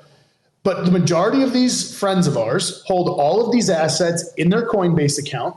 They never deploy these funds into DeFi, and most of them aren't even aware that there's something that you can do beyond just speculate on assets, right? And for us, the thing that we like the most, you heard Chase talking about stable coins and the ability to generate yield off of something that's pegged to the US dollar and kind of remove that speculation. For me, I think that's one of the things where, like Chase said, where the most opportunity to bring new people into this space are. And the ability to show people who already have a lot of exposure to assets like Ethereum and Bitcoin, that not only is there something you can do with these assets, but making a product where it's really easy for the user to engage with it. Now, I know we have like 70 some odd thousand people who are still on this, and, your father left, which means they're sticking around to hear about the token and they want to hear all the juicy details. These are our true DeFi and crypto community, right? Now, the core crypto is still here. Let me tell you that. I can see them. I see your responses on Twitter, and we really appreciate you guys for tuning in. So the thing is that I'm sure all of you who have ever interacted with a DeFi platform probably feel like it's either difficult to engage with. You land on you launch the application and there's no real explanation as to what to do or what the benefit is to the user. Or you get there and it's just a smorgasbord of tons of different markets or, yield staking opportunities or whatever it might be, to the point where it's overwhelming and you have, too many choices and you just end up leaving, right? And a perfect example, like Don was saying, it's happened with the boys where, Eric was basically trying to loop Ethereum on Aave. We had Chase, Don Jr., myself, the Wickoffs, we were all out to dinner. We were talking about it and they wanted to, go and loop some Ethereum. We had this great conversation about it. So I send the link to Aave to Eric, and he goes, you got to give me a call. I'm too frustrated. I can't figure this out, right? So we proceed to go through the steps of how to loop Ethereum on Aave, and he did it. He's technically savvy. And if someone and I know Eric, he's a technically savvy guy. It's not like trying to explain it to I can't wait to hear it. It's not like Listen, as a brother, I may argue with some of this, but and he's not in the room to hear that shot. It sort of feels like the Zoolander, like the files are in the computer. Inside the computer. But it's absolutely right. And the thing is that there's no real thought to usability in DeFi. I think this is almost part of the ethos in DeFi, which is, if you don't get it, it's not for you.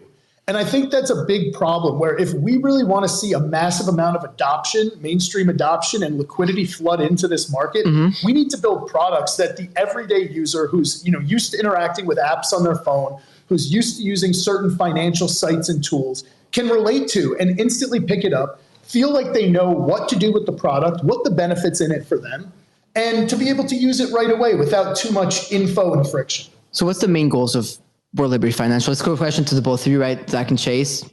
So I'll go to you first, Zach. But like, what's the goal? But most importantly, like, how do you plan on like actually like accomplishing those goals? Yeah. So I think rather than trying to, rebuild the wheel, it's to take what's the best of DeFi and basically bring it to the everyday person who isn't already interacting with DeFi platforms. Build products that are really simple and intuitive and easy to use, where you don't feel like you need to phone a friend to get a walkthrough, and to just onboard as many people through, simple products where they can actually start to earn yield on their assets, not take a ton of risk by speculating on, the next meme coin, but instead being able to use stables that are pegged to the US dollar to be able to generate yield or unlock liquidity in assets that they're already holding, such as Ethereum or whatever other tokens they might have.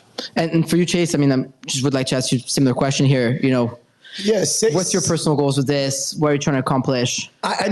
He's always the more practical and I'm always the more ambitious one. So my goal is, I want to unchain ourselves from the debt. I want to, restructure where the American debt is being held. And, it's good for crypto. Listen, he who holds the debt holds the power. And so it's good for crypto. It's good for America. And the system works. And listen, as rates are going to start falling, that money's going to start leaving these places that need a home to go. We want to create something that makes it really sound and smart for that money to go to. And that's the goal here. It's like, I think of America first, and we put our soldier outfit on, and we're going to build a product to do just that, I love that. That's the end goal here. So, and the other thing, just to add to that, in terms of our goal in general, right? I think, we have pretty good relationships with a lot of the big players in crypto, and anybody who knows Chase and myself and has worked with us on this World Liberty Financial project, either in like the forefront or working behind the scenes, because we have a lot of support behind the scenes. Everybody will tell you that our goal here is to shine a light on the entire crypto community as a whole. We all know that there's a ton of tribalism in crypto. No one can agree on what the right layer 2 is or, what the right token is, and that's fine. Our goal here is to really shine a light on everything that crypto and DeFi has to offer, whether it's Rug Radio and, decentralized media platforms, whether it's decentralized lending platforms like Aave, or anything in between. We really want to be able to shine the spotlight on the tools and the things that have really given Chase and myself a massive leg up in the ability to do something that most people can't do. We want to make all of that available to the average person and really shine a light on this incredible community that we've been a part of for almost 10 years now. Wow, this is really cool. I got another question for you guys while we wait for Eric here. And you kind of alluded to that. And I want to get there. It's the soldiers, right? You said you built a team of soldiers that are all in, and then you went and said, you have a lot of strong connections within the world of crypto, et cetera. So I've heard, and obviously I've seen the announcement that you've been rolling out lately, and we have a couple advisors that are going to then join us as well. Corey's in the room, and he's on the spaces right now. Actually, can we blow it up and tell him the info, the little alpha right here? All right, so I've got Corey's permission. So Corey, what is now we have a fall guy. What is Corey, that? get under who the patch is. It's probably you, buddy. Technically, this is the first time that we've actually shared this publicly. So, for all of you who have been following World Liberty Financial and been watching our advisor posts, we named Corey Kaplan as one of our advisors, technical advisors. He's a phenomenal builder in the space. Anybody who knows him knows this. And he got involved in the project, and he reached out to us one day and he said, hey, I'm having such a great time here. And I was like, oh God, what's coming? And he goes, is it okay if I join the team? Like, I want to actually come on and join the team. And obviously everybody who was working with him said, this is a no-brainer, like without a doubt. And that's one of the things that I think that we really want to put out there about World Liberty Financial and, just the corporate culture, or the lack of corporate culture that we're building, is really just around people who have something to offer and really are smart and best in class. They always will have a place here in World Liberty Financial. Like, this is not about Chase, myself, or even the Trump family, even though that they're incredibly involved and supportive. This is about building something that is decentralized and can really add to the community, bring a lot of liquidity here, and really, we look at it like a rising tide lifts all boats, and that's really what we want World Liberty Financial to be for the whole space. I actually won't get into it, but we've actually seen some people reach out to us from the traditional banking side and really big people on that side, because they understand the future here as well. I mean, they're actually sort of visionary in a world that there's not a lot of visionaries oftentimes. And so that to me has been fascinating, because I think it's been well received outside of Web3. Again, like real traditional banking. Right. And so, watching that, and then, that's for another time. But that's been pretty fascinating to watch as well, because it's not just a flash in the pan. It's not, these are guys that they get that world. They understand the flaws, the pitfalls. They understand what's coming, and they're getting ahead of that for themselves as well. Yeah, absolutely. And though we've been quiet on most of the media, we're very open people. Like if you're curious and you're humble and you want to come in there and lend your input and your skills and your amazingness, and we can shine a light on amazing stuff you build, please hit us up. Like reach out. Like we really stand on that. Like, we want to make it the home that we remember it as, and if we can do anything here to it, we'll put those shields on and take the battle, take the wounds, so that this industry can evolve to be here in 30 years. I mean, listen, I want my kids to be in this space. This is everything I've known. If I can hand something down, this is what we hand down. So if we can do anything that's selfish and unselfish at the same time, this is the play we do. And that's why we're here. Like, we care about our space, right? Like, I think I speak on behalf of the entire crypto space. Like, it's something, even when we joined, I'm pretty late to the game, 2021. I thought it was late, but clearly already enough to build something important enough to be here today with you guys. But, it was always hard to crack that cocoon and kind of make it inside the space. Obviously. Look where you are now. Right. The biggest interview in the world. And you were a no-brainer. Like, when we had chat, we had a lot of media reach out to us, and it was always from a place of I don't want to say demeaning, but objective. The majority, and I mean, who knows better than Don Jr. and the rest of the Trumps? People don't write articles because they care about who they're writing about. They write articles because they care about their own clicks. And we all know that, right? So the more salacious headlines you write, regardless of how true or not they are, regardless of the level of journalistic integrity you've brought or none, there's very little, and we're going to get into this, but a lot of what's out there is, uncorroborated, not accurate. And, obviously we're here to set the record straight on a lot of that tonight. Yeah, we're going to get there in a minute here. But real quick, back to what Chase was saying. Mm-hmm. For Chase and I, it was just he and I, when we were talking about, okay, we got to figure out what do we want to do for the spaces? What kind of vibe do we want to create here? And for he and I, we're we got to do it with Farouk. We got to do Rug Radio.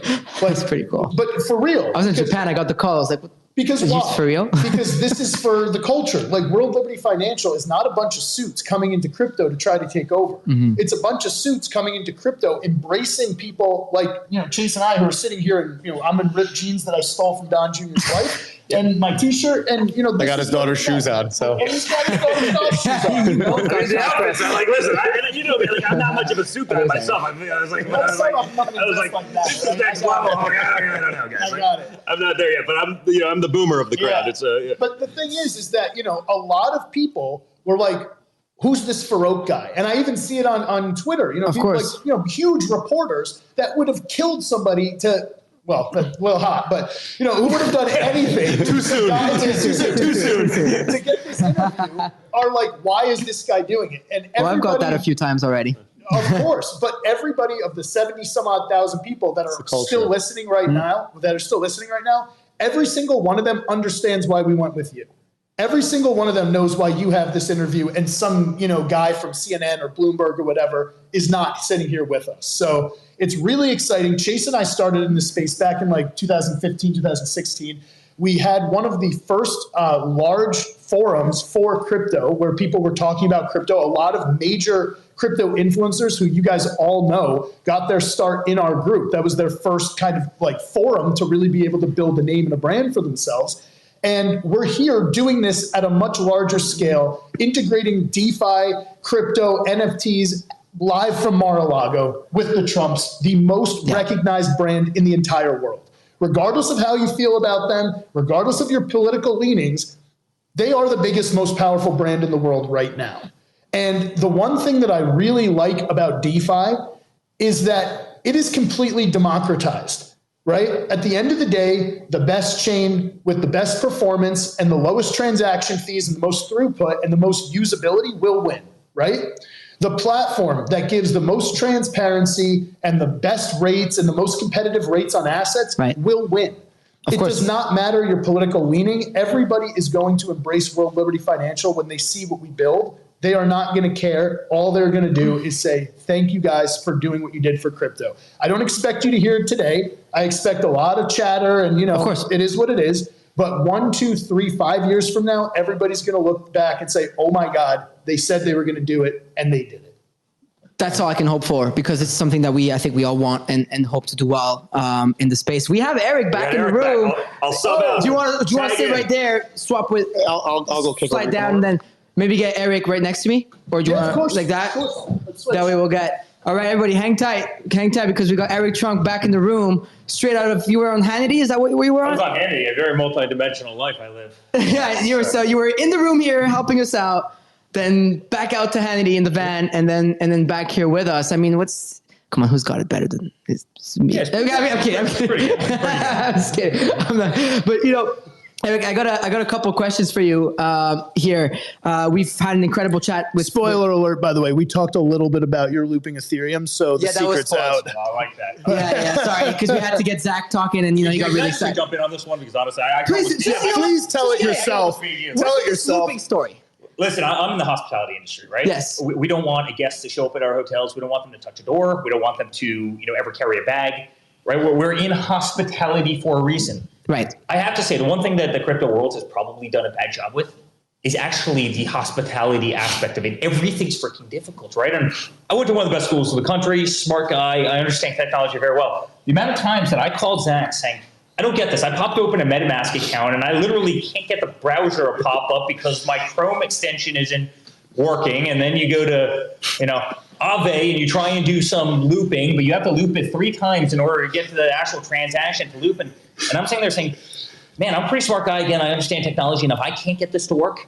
There's no way that half of society is. And honestly, if there's one contribution I want to make to the world of crypto, it's actually making it user friendly. And it's going to be like one of the big theses. I mean, I pound this in the guys all the time.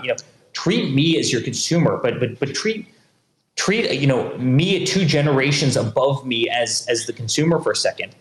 And let's go through and let's try and make it idiot proof. But there's so much potential. And honestly, I think one of the things that have kept so many people out of the crypto space is actually that confusion. Right. I mean, half the domains are .io. I think if you went to, a couple generations over me, they've never typed in that domain. They don't even know what it kind of everything's taken. And so how do we bring what we're so good at, which is, almost comfort and usability? How do we, how did these guys program that into a space where it does everything that Don talked about, right? So many people in this country are disenfranchised. So many of the people want this. I mean, why does Chase have 60-story buildings that are 2 million square feet in every single, city in this country? Hundreds and hundreds of millions of dollars in taxes and payroll and this and that, which they're passing off to consumers. When this can be done on blockchain, it can be done quicker. It can be done less painlessly. Your money can get wired into an account in a couple of hours, right. Direct to your account. There's, all the BS, all the nonsense is taken out of it. I mean, that is modern day finance. That's modern day finance. But why can't we do that in a way that's efficient, clean, simple, user-friendly? And it's one thing that just hasn't been done, because again, when you start trying to link up a Coinbase account to a MetaMask account to an Aave account or a Dolomite account, it's tough. It's absolutely, that might actually be a plug to somebody that's in this room. Oh, there you go. He's coming in next. Corey can come in here next and talk all about Dolomite. Corey, we're going to make it user-friendly. Yeah. All right? That would be great. So let me ask you. I mean, we've had Don Jr. here. We had your father, and we have yourself now. Sorry. So how could the Trumps coming into DeFi change the way wealth creation works in America and across the world? So think about it for a second. Say you want to go open up a pet grooming business and you have $10,000 worth of Ethereum and you want to borrow against Ethereum. Why can't you just be able to go and do it? why do you have to go shed your assets? Why do you have to go sell your assets, something that you believe is going to appreciate tremendously? I mean, why can't you do it, and why can't you do it instantly? That person goes to Chase, 0 chance they're getting a loan, 0 chance. They'll laugh, right? I mean, there's not enough zeros behind their name. They'll go through a process that's 120 days long, at which time the business will be gone because your inspiration will be shattered. And by the way, chances are you're 120 days into the process and they tell you no. They cancel you. They cancel you for a post that you made at some point that you believed was right on social media or something along those lines. It's not efficient. Why can't this be done on blockchain? Why can't this be done, quickly, seamlessly? And there's so many different financial tools. I mean, I literally feel like our financial system is broken. Our financial system vastly favors the wealthy. It gives others not a chance of success. You better be in kind of, the club. If you're not in the club, you probably don't have a chance. And by the way, if you're not in the club, you're also not getting the best terms. Not at all. So there's no parity on lending, borrowing. It kind of quells freedom. And that's not how it's meant to work. It's not how it's, and then at the same time, these banks, as I said before, I mean, we own some of these buildings, right? They're carrying these assets, payments on these assets. They're carrying 60 floors full of cubicles filled with thousands and thousands and thousands of people to push through transactions, at which time they charge you for, the application process, but then deny your application 90 days later. I mean, there's got to be a better process, right? And if you want to look at financial institutions going into the future, you better believe that inefficient model is going to be extinguished, and that these transactions can happen immediately on blockchain with a couple pushes of a button, without the discrimination, without the nonsense, and that's what excites me. It's so obvious. Yeah. It's and I fell down this rabbit hole. And let me just say one other thing. I'm an unconventional guy for crypto, right? I'm a bricks and mortar guy. There's no guy who's built more buildings. There's no guy that's opened more hotels. There's no guy who's built more golf courses. It's what I do every day. It's hospitality. I mean, I'm a guy who likes the world where you can touch something, bricks, mortar, concrete, tangible. If you've made a believer out of me, then honestly, anybody would be a believer, right? Because if you actually think about it, what crypto is, it's such a hedge to all of that, right? Right now, a hurricane can come and slam into the east coast of Florida, and congratulations, your home, your business is gone. You can see what's happened in California, where you have the largest exodus of people because of bad policy, high taxation, right? Yeah. I mean, so many factors gone. You have geopolitical factors, gone. You've got crooked AGs and DAs in states who target you relentlessly, gone. You have a bank that cancels your account, like Don was talking about with PNC Bank taking out it, right? So all of a sudden now your business collapse is gone because somebody targeted you. I mean, think about all the intangibles in the world that can happen. Mm-hmm. That can't happen on blockchain. That can't happen, right? And so, as much as people sometimes say the bricks and mortar, I mean, it's safe because it's there and there's always something to collect off of it. Well, there's also inherent risks to all of those things that I mentioned, right? And I'm a big fan of Michael Saylor. He's a guy I've known for 25 years. I've known Michael before he was really? Michael. I knew him back in New York, and that's cool. Different days, and he's a guy I tremendously respect. I actually think he does a better job talking about this than just about anybody. I agree. And he gave one of the great dissertations at the last Bitcoin conference. He did. About this, which is. No. You actually invest in crypto to de-risk as opposed to add risk. And I think when you can start getting your mind into that mentality about how many inherent risks are actually taken off based on secure blockchain, global currency, a hedge against devaluation, a hedge against global insecurity. It's beautiful. It's beautiful. And it's opened my eyes as, again, a guy who builds in bricks and glass and dirt and it's I've become such a believer. I'm really passionate about it. So I love that you're saying that, because when you were out of the room, we talked about cryptocurrency as a means of freedom, and you're someone that said you were like the typical brick and mortar guy. It's see, feel, touch. When I got into NFTs, like, oh, I can't see the art. We're like, well, you spend more time on your phone looking at art digitally, so what's the matter? You're not staring at your wall all day long. So what was the one thing, and I'm sorry, I'm going off, I just need to ask you, what's the one thing that turned you into this believer? Because there's a lot of people listening to us now that may think that they're not of age for crypto, but that makes no sense, right? There's a lot of people that think you can't see, feel, touch, but then you said, hey, one hurricane and your shit's gone, and everything's gone. So what was the thing that made you switch? Listen, we got one of the biggest portfolios of properties in the world. Yeah, but what made you? Clearly a hard asset guy, right? I mean, I'm sitting here in a suit. These guys are sitting here in t-shirts and tattoos, right? Like we're blending two worlds so well. Don, hop in here from afar because I want your commentary. All my ex-wife's jeans. I think that's right. There's more holes in his jeans. You guys are really catching straight. And in person.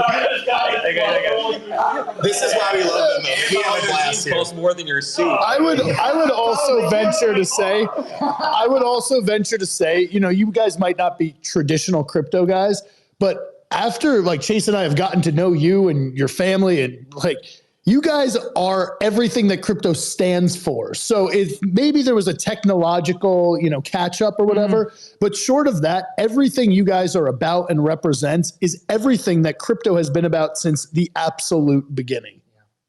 You know, I would have never guessed that, you know, so many people who really have fallen into a movement of love really because they felt like they were left behind in this country, you know, and really not just this country, it's actually global, it's all over the world, would actually be the very people who actually aligned most with cryptocurrencies. It's like the identical person, even though they're so different in so many ways, you know, it's kind of a beautiful thing to watch. But if anybody believes that traditional banks are going to look like they do today in 25 years, they've just missed the mark, right? I mean, if you look at Bitcoin, just Bitcoin, this is before you get into all the other, I mean, the Ethereums and everyone else, it's just Bitcoin.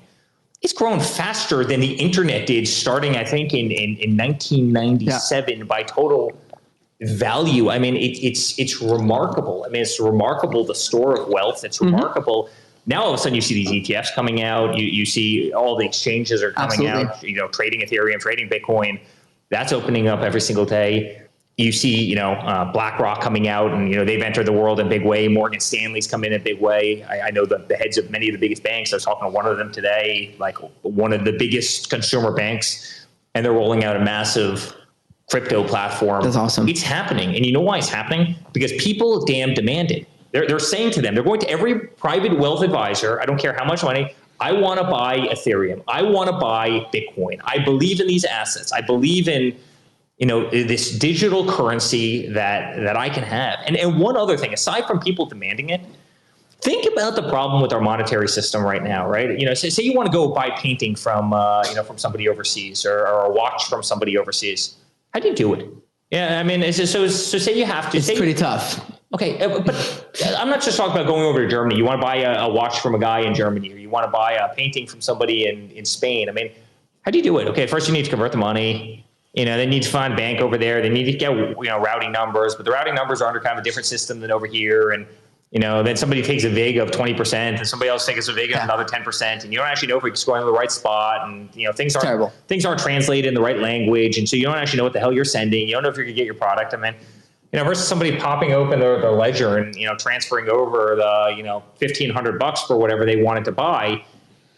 Isn't there a beauty behind the simplicity of point to point? And by the way, why should that middleman get that big? Did that middleman create that product? Absolutely nothing. Did that middleman want that product? Why is that middleman even there other than an inefficient market?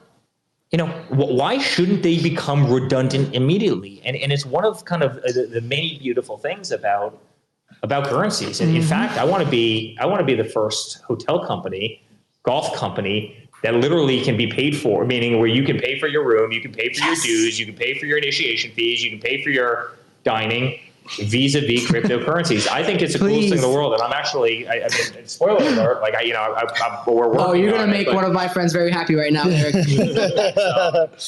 There's no question that this is the future, guys. And when I met these guys, I was incredibly impressed. They've got a great vision, you know, and you know, we believe in their plan and what they're about. And we also have great rapport, which is, you know, which has been a lot of fun. You can hear kind of the banter with Don. Yeah, I saw it all. I heard it all. I don't want to say the shit talk with the shit talk, right? Yeah, it is. A little bit of that's important, and you know, we're having a lot of fun, but I believe in their vision, and I think they're going to do great things. I love that. It's funny because before coming to Mar-a-Lago, I you know, last year I hit the Trump National Doral, and my friend, whose name is also Eric, was like, when you go like talk to Donald Trump, can you please ask him to start taking crypto as payments for his golf course? I was like, listen, I'm not supposed to slide in questions from friends. Like, I'm not going to do this. I'm going to stay in my focus, and I'm not sharing my doc with anyone. But you just said it, so I can't. So there you go.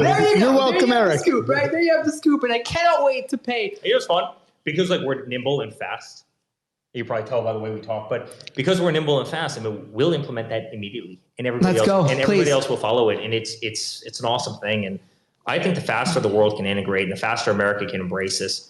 You've got you've got sovereign and wealth funds that are literally putting their entire fortunes into crypto. If America doesn't do it, we're going to be left behind. We can't be left behind in anything we do. Certainly not digital finance, right? And also, if you look at cryptocurrency, I mean, it trades off the U.S. dollar. I mean, what's more accretive to the U.S. dollar than cryptocurrency, right? And by the way, you've got people who don't want to see America be the worldwide currency, right? You have massive competition from around the world, and and competition makes everybody better. But I mean, it's actually a beautiful thing what it does for the monetary system, and I hope that continues because we better embrace it. Otherwise, we are going to get left behind. And you know what? We make a mistake when we say that this is just Asia. It's not just Asia. It's the Middle East in the biggest possible ways. Absolutely. It's South America in the biggest possible ways. Absolutely. And now, one other thing, like I bridge this unique gap where I understand traditional finance. It's what I've done kind of my entire life.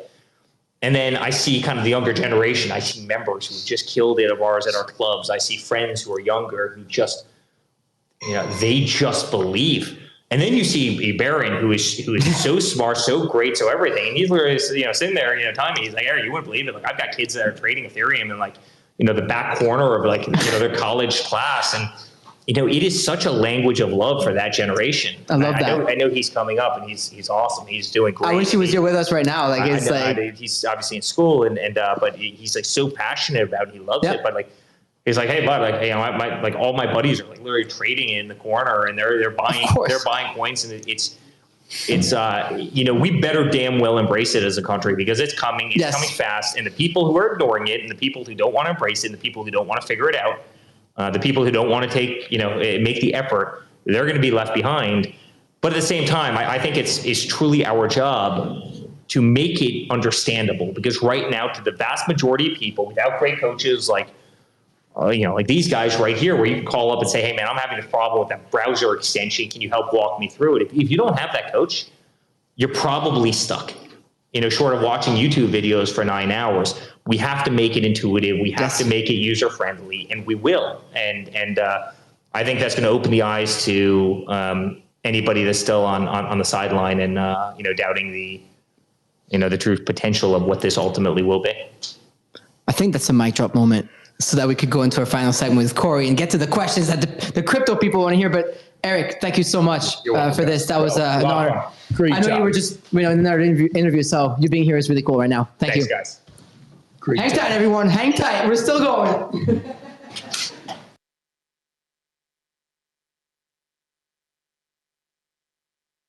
Here he is. Get Corey in here. Get Corey in here. Following the All right. exciting announcement. We were supposed to, I promise you all, because I know the run of show. I built it. We were meant to go for 45 to 75 minutes. So 45 minutes, and now we're in 15. And here we are closing in. It's 2 hours. It's 9:59 p.m. I just realized that. And shout out to the crew here that's absolutely crushing everybody transitioning in and out of this Twitter Spaces. You absolutely love to see it. It's also awesome to see that Donald Trump lent us his account to stay on the stage the entire time, and I really appreciate everybody for still being here and listening to us. Mr. Corey, you're now in the hot seat that President Trump, Don Jr., and Eric Trump. Yeah, that's the executive seat you're in right now. How did that feel, Zach? You were just in there too. It felt good. I'm not gonna lie. I feel like I've lost a little luster over here, but maybe it's because I'm sitting next to Corey, who is far more intelligent than I am. And listen, I think this chair's tired of me. So, let's get into it, Corey. You've built Dolomite. You're a very successful crypto entrepreneur yourself. You've been, kind of talked up before coming up here by the whole family, pretty much. And it's awesome that you're involved. So, considering the high visibility of, and the expectations, right, surrounding this project, how do you approach the security and the architecture aspects of it? Because it has to be robust, has to be reliable. So it's important for us, the crypto community, to understand, how are you going to make sure that this thing is very secure? Well, security as a whole, it can never be perfect. I think of security as more of a journey. We've seen things that we thought were secure in the early days of crypto and open finance before it was even called DeFi that we thought were good. And certainly over time, things have changed. So it's really important for not just myself, but for this whole team to remain nimble, adapt, continue to soak up information like a sponge as new things emerge, and never get stuck in the mud of what you think is the best. There's always going to be new methodologies and new things for us to embrace, and we have to always remain open-minded to it. So, they said that you came in as an advisor, then Zach kind of broke the news, et cetera, your involvement, et cetera. So you were kind of put on the spotlight here, but I want to know what attracted you to this project. You're a crypto OG. You've been involved in the space for a long time. When your announcement was made that you became an advisor, obviously I've been, following this closely as I was preparing for today for a few weeks now. It's kind of shifted even the sentiment, right? It was oh, whoa, he's involved, right? And you're my fellow CryptoPunk brother, so I love that. But, it's got two punks on stage right now with Donald Trump. It's pretty cool, huh? But whoever would have, honestly, can we just take this back 1 second before we get into that? If you would have thought 6 months ago that Donald Trump is dropping a decentralized finance project, I think you're crazy. Would anybody have believed it? Absolutely not. And also on the stage with two CryptoPunks. And that's the stage with two CryptoPunks, right? Which is really cool. And then let alone after what happened yesterday, which obviously wasn't planned at all. And then he's still accepted to be on here, which is really freaking cool. No. Let's get it clear.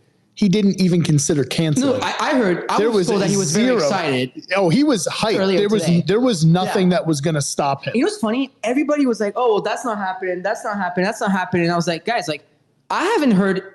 You guys never even told me, hey, this may not happen. You just told me we can't set up yesterday. We'll have to do it this morning. We can't set up tomorrow. Just see you tomorrow at 9 a.m, right? Mm-hmm. So we post on the video early. But Corey, I want to go back to you and ask you because it's very important, right? I think for people to hear this from you. So what attracted you to this project? Why are you doing this?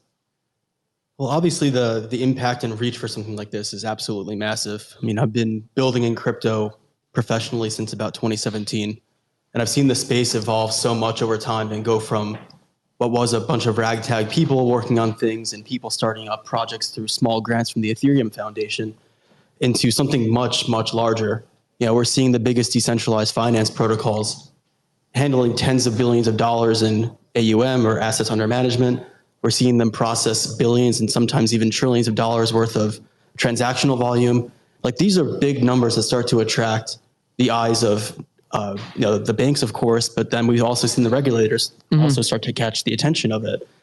And it's time to regain the focus now and really focus in on what makes this space, decentralized finance, so important. We've seen a lot of people lose sight of that over the past couple of years with, the fallen false shepherds of Alex Mashinsky and Sam Bankman-Fried. Yeah. And those people don't really represent what our industry is all about. We really wanted to bring the spotlight back in and focus it on what really makes this space so important. And I think that, Eric, Donald Jr., Eric, Zach, Chase, they did a tremendous job of really talking about all the different pain points that we've seen people come across over the past couple of years, from the unbanked to the user experience problems to the disenfranchisement. These are all really important problems that are not going to go away.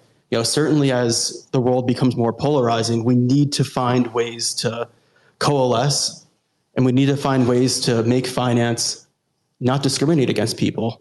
And this is the obvious solution. So it's an honor to be a part of the team and be able to help them this way. And I'm truly humbled to be here. I love to hear that. And it's obviously it feels good to hear from someone like yourself, right? So especially when it comes to, a platform that needs to be robust and secure, given all the attention and the eyes that's on there. Zach, I'm gonna go to you here as we start closing off. Look, I'm assuming you guys are gonna have a lot of news come out as you can drip them out, et cetera, et cetera, et cetera. And I think Chase, it was pretty much an open invite. If media wants to know more and learn more, they can reach out to you and ask you questions directly. But I want to ask you the questions that some people want to know. Please. And it's really important, even for myself, we're media, we're in crypto, and I want the space to thrive. And it's important for us that, you guys, doing this with the Trumps, puts a good, energy out there in our industry, right? Absolutely. And a good aura over it. So, the question that everybody wants to know about World Liberty Financial right now is, will there be a token, and are you planning? Yeah. Elon. Well, I'm sorry. I think we have a request. Yeah. Sandra, do you have my phone? 1 second, y'all. Okay. Well, I promise you will answer that, but looks like we have a really special guest here. It doesn't matter. I have it. I have the audio. Just get him up. You're good. We don't see him on the spaces. I'm going to call him. Yeah, just going to call him. But yeah, apparently he just texted my father. Okay. Okay. Looks like we've got a really, really exciting guest. Why don't I start talking? Tell us, let me answer, and then we'll bring him on here. Yes. So, shoot me the question again. Sorry, the question directly was like, is there going to be a token? Okay, so I think this is probably one of the most highly anticipated things that's out there. There's been a lot of debate. I've seen some crazy predictions on the prediction markets. So everybody get ready to cash your tickets. The answer is yes, there will be a token. Because I knew you were going to ask me about this, I prepared a written statement that I'm going to read that, I'm going to give everybody a little bit of context and make sure that they understand exactly what the token is about. So at World Liberty Financial, we believe that it is important for there to be broad-based participation in the direction of the World Liberty Financial platform and decentralized finance as a whole. And we believe that a governance token is the best way to seek to achieve that outcome. Therefore, we're planning to sell and otherwise distribute governance tokens called WLFI in the future. WLFI tokens are pure governance tokens, only providing the right to make proposals and vote on matters related to the platform. WLFI will be non-transferable and do not provide any right of any economic rights, such as dividends or other distributions. And we only want eligible people who actually plan to engage in the direction of World Liberty Financial governance to purchase the token. So this means not people that are motivated simply by an expectation for resale for profit. And a quick reminder that although we are sharing these plans now, this discussion here that we're having is by no means intended to be an offer to sell or a solicitation of an offer to buy tokens anywhere. Any such offers and sales, if and when commenced, would be done through a specific token sale with token sale terms and a separate announcement through our official channels. So long story short, yes, there will be a token. Make sure you're following us on our official Twitter. Which is co-host of the Twitter Spaces Which is the co-host of this Twitter Spaces. Do not fall for all of the scammers that are running rampant. Avoid scams. Follow us on our World Liberty Financial official channel, which you can find, again, as the co-host here, and you will be able to get the first information on how you can participate in the governance token. Okay, thank you very much. Look, I'm going to ask a few more questions about it, but please. I'm assuming when I'll do my best. Do your best. Listen, I know how it is. I operate a company in crypto. I know how it is. So plus, I've got not even all. I've got a handful of my lawyers standing across the room, staring daggers at me. So yeah, I mean, definitely, I can feel it. There's a lot of suits in here. Yeah, I mean, I got my suit on. No shit. Yeah, we're outnumbered, bro. So who can buy it? Okay, great question. So although we don't consider WLFI to be a security, in the light of regulatory uncertainty surrounding tokens and token sales in general in the United States, we've decided that it's prudent to limit the token sales to certain persons who would be eligible to participate in transactions that are exempt from registration under the U.S. federal securities law. So that means that U.S. persons may only participate in a potential token sale if they have been reasonably verified as accredited investors under what is known as Regulation D. Similarly, we would expect that any potential non-U.S. token sale would be limited to non-U.S. persons and comply with applicable restrictions under what is known as Regulation S. So it's Reg D, Reg S. So, correct. Yep. Okay. So exactly. I think that clears a lot of the chatter that was happening on the timeline. Yeah, there's a lot of information that's floating around out there that's mainly untrue. So, we're going to address as much of it as we possibly can here. And obviously, we're going to be doing subsequent announcements on our social. We're going to be doing subsequent Twitter spaces with more of the core team where we dive into stuff. We would love to have you join us on that as well. Once our lawyers tell us that we're good to go. Of course. And the whole legalese thing is just a crypto thing. Like you just have to do it. It's not even, it's a financial market thing. When we get clarity on the regulations, we'll be able to do a free Twitter Spaces, but hopefully November 4th, we get that opportunity. Yeah. And so I'm going to keep going, right? Please. So and I promise y'all team, the crew's getting tired, I'm sure, but the lawyers are getting nervous back there. They're sweating. I still got to, in the words of, I think it's President Trump, it's drill, baby, drill. So drill. I think I still got a drill, baby, drill over here. So how is this token going to be distributed? Okay. So, we caution everyone, like I said, that there's a lot of scams out there in crypto in general. There may be plenty that are, claiming to have some sort of relationship with World Liberty Financial. Again, if it doesn't come from our official Twitter or Telegram accounts or our website, it is not real. Don't look at the comments on our Twitter and see the contract addresses and the posts down there. If it is not an official post, it is not coming from us. So please be careful. As far as the overall distribution of the token, I think this might really make a few journalists cry when they realize that they have it just so wrong. If I may say, fake media will fail once again. So let's get into the true distribution of the token. So there's been a lot of speculation. How is the token being distributed? Yes. So it is just like any other DeFi project that you can expect to see that's launching now with incredibly fair token distribution. Approximately 63% of the tokens are going to be sold to the public. There have been no pre-sales. There have been no VC early buy-ins with discounted allocation. Despite any sort of speculation out there, the first time that this will sell will be when we sell it 63%. To the public. 63% all selling to the public. 17% have been set aside for user rewards, and only 20% has been reserved for the team compensation. That includes team, advisors, and future hires. So we would hope for broad participation, and to enable broad participation of governance, we need to cap that voting at 5%. So regardless of how many tokens somebody holds, they will not actually be able to exercise a vote in excess of 5%. So this keeps the governance fair and equally distributed, and aiming for true decentralization. What was reported prior was far different from this. Not through you guys. Shocker. Of course. They got it wrong. Shockers. So I know you guys were waiting. They had no confirmation and went to the news. Shocker. So I just want to confirm with you one more time and go over the numbers again, right? If I may. 63%, approximately 63%. Going to public sale. 63% approximately to a public sale. Approximately 17% is held for user rewards, which makes sense. Correct. Right? Because you need something to give to the people as the platform grows and goes and incentives. And 20% to the team and advisors. Correct.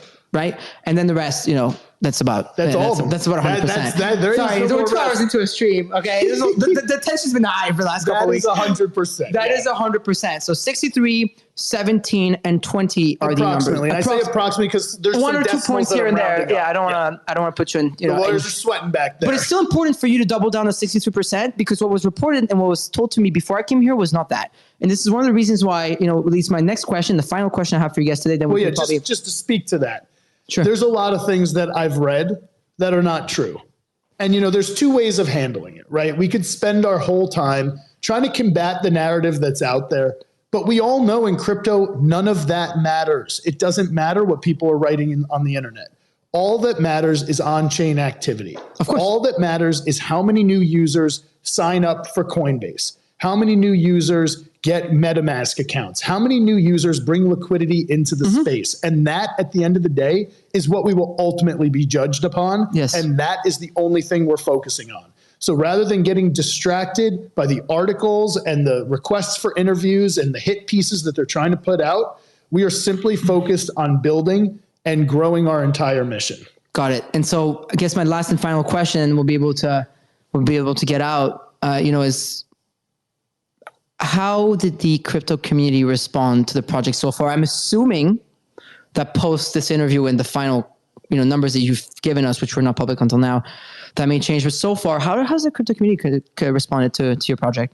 It's like anything, you're going to have people that accept you. You're going to have people that are jealous of you. You're going to have people that just don't agree with your idea. And all of that is completely fine. The thing that for me has been absolutely incredible is to see the people who I regard as, the leaders in our community, the people that I look up to, the people that I know have been here on the protocols and building things that I use every single day, have all been insanely supportive. And while, we've made a bunch of our advisor announcements, Corey's actually joined the team. We announced Sandy Peng. We announced Luke. We've announced Raphael, like a whole bunch of our really incredible advisors. We aren't even done announcing the incredible people that are involved in the project. Okay. And beyond that, we have even more big names that, are working silently, let's say, because they have investors that they need to keep happy or whatever it might be. But you have private advisors. But if I were to tell you who these people were, you would be blown away. We have massive people who have been very much at the forefront of building the infrastructure that we all run crypto on.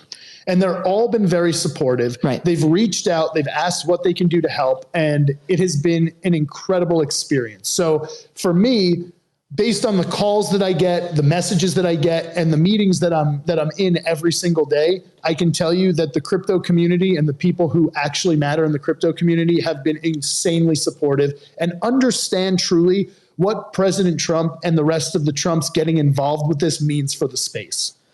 I appreciate you clarifying that, and it's very important for us. Like I told you earlier, everybody's got to kind of earn their spot in this space. It's kind of the other way around, right? No matter who you are. And I feel like this space, even pushing back a little bit on, a Donald Trump and, co and family and you guys project, there's the bad, but there's also the good, right? It's like, hey, show us what you got. Show us the right team members. You have Corey here that's going to make sure this is secure, robust.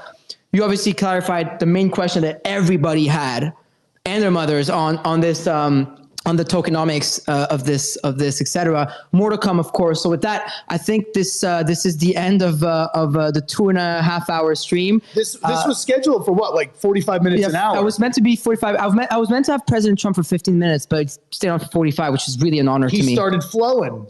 I mean, look, it's there. So with that, everybody listening to us on video or on audio, on replay, I'm Farouk from Rug Radio. Thank you for having us. Please make sure you follow World Liberty Financial official Twitter account, which is co-hosting along with Farouk. Please don't fall for scams. Whether you buy our token or not doesn't matter, but please do not fall for a scam. That is the thing that I really, really do not want to see. Yeah, so please be careful. Anything that is too good to be true is probably a scam. There's comments under it. There's usually fake DMs, It'll fake everything. It'll be very clear how to participate in the token sale.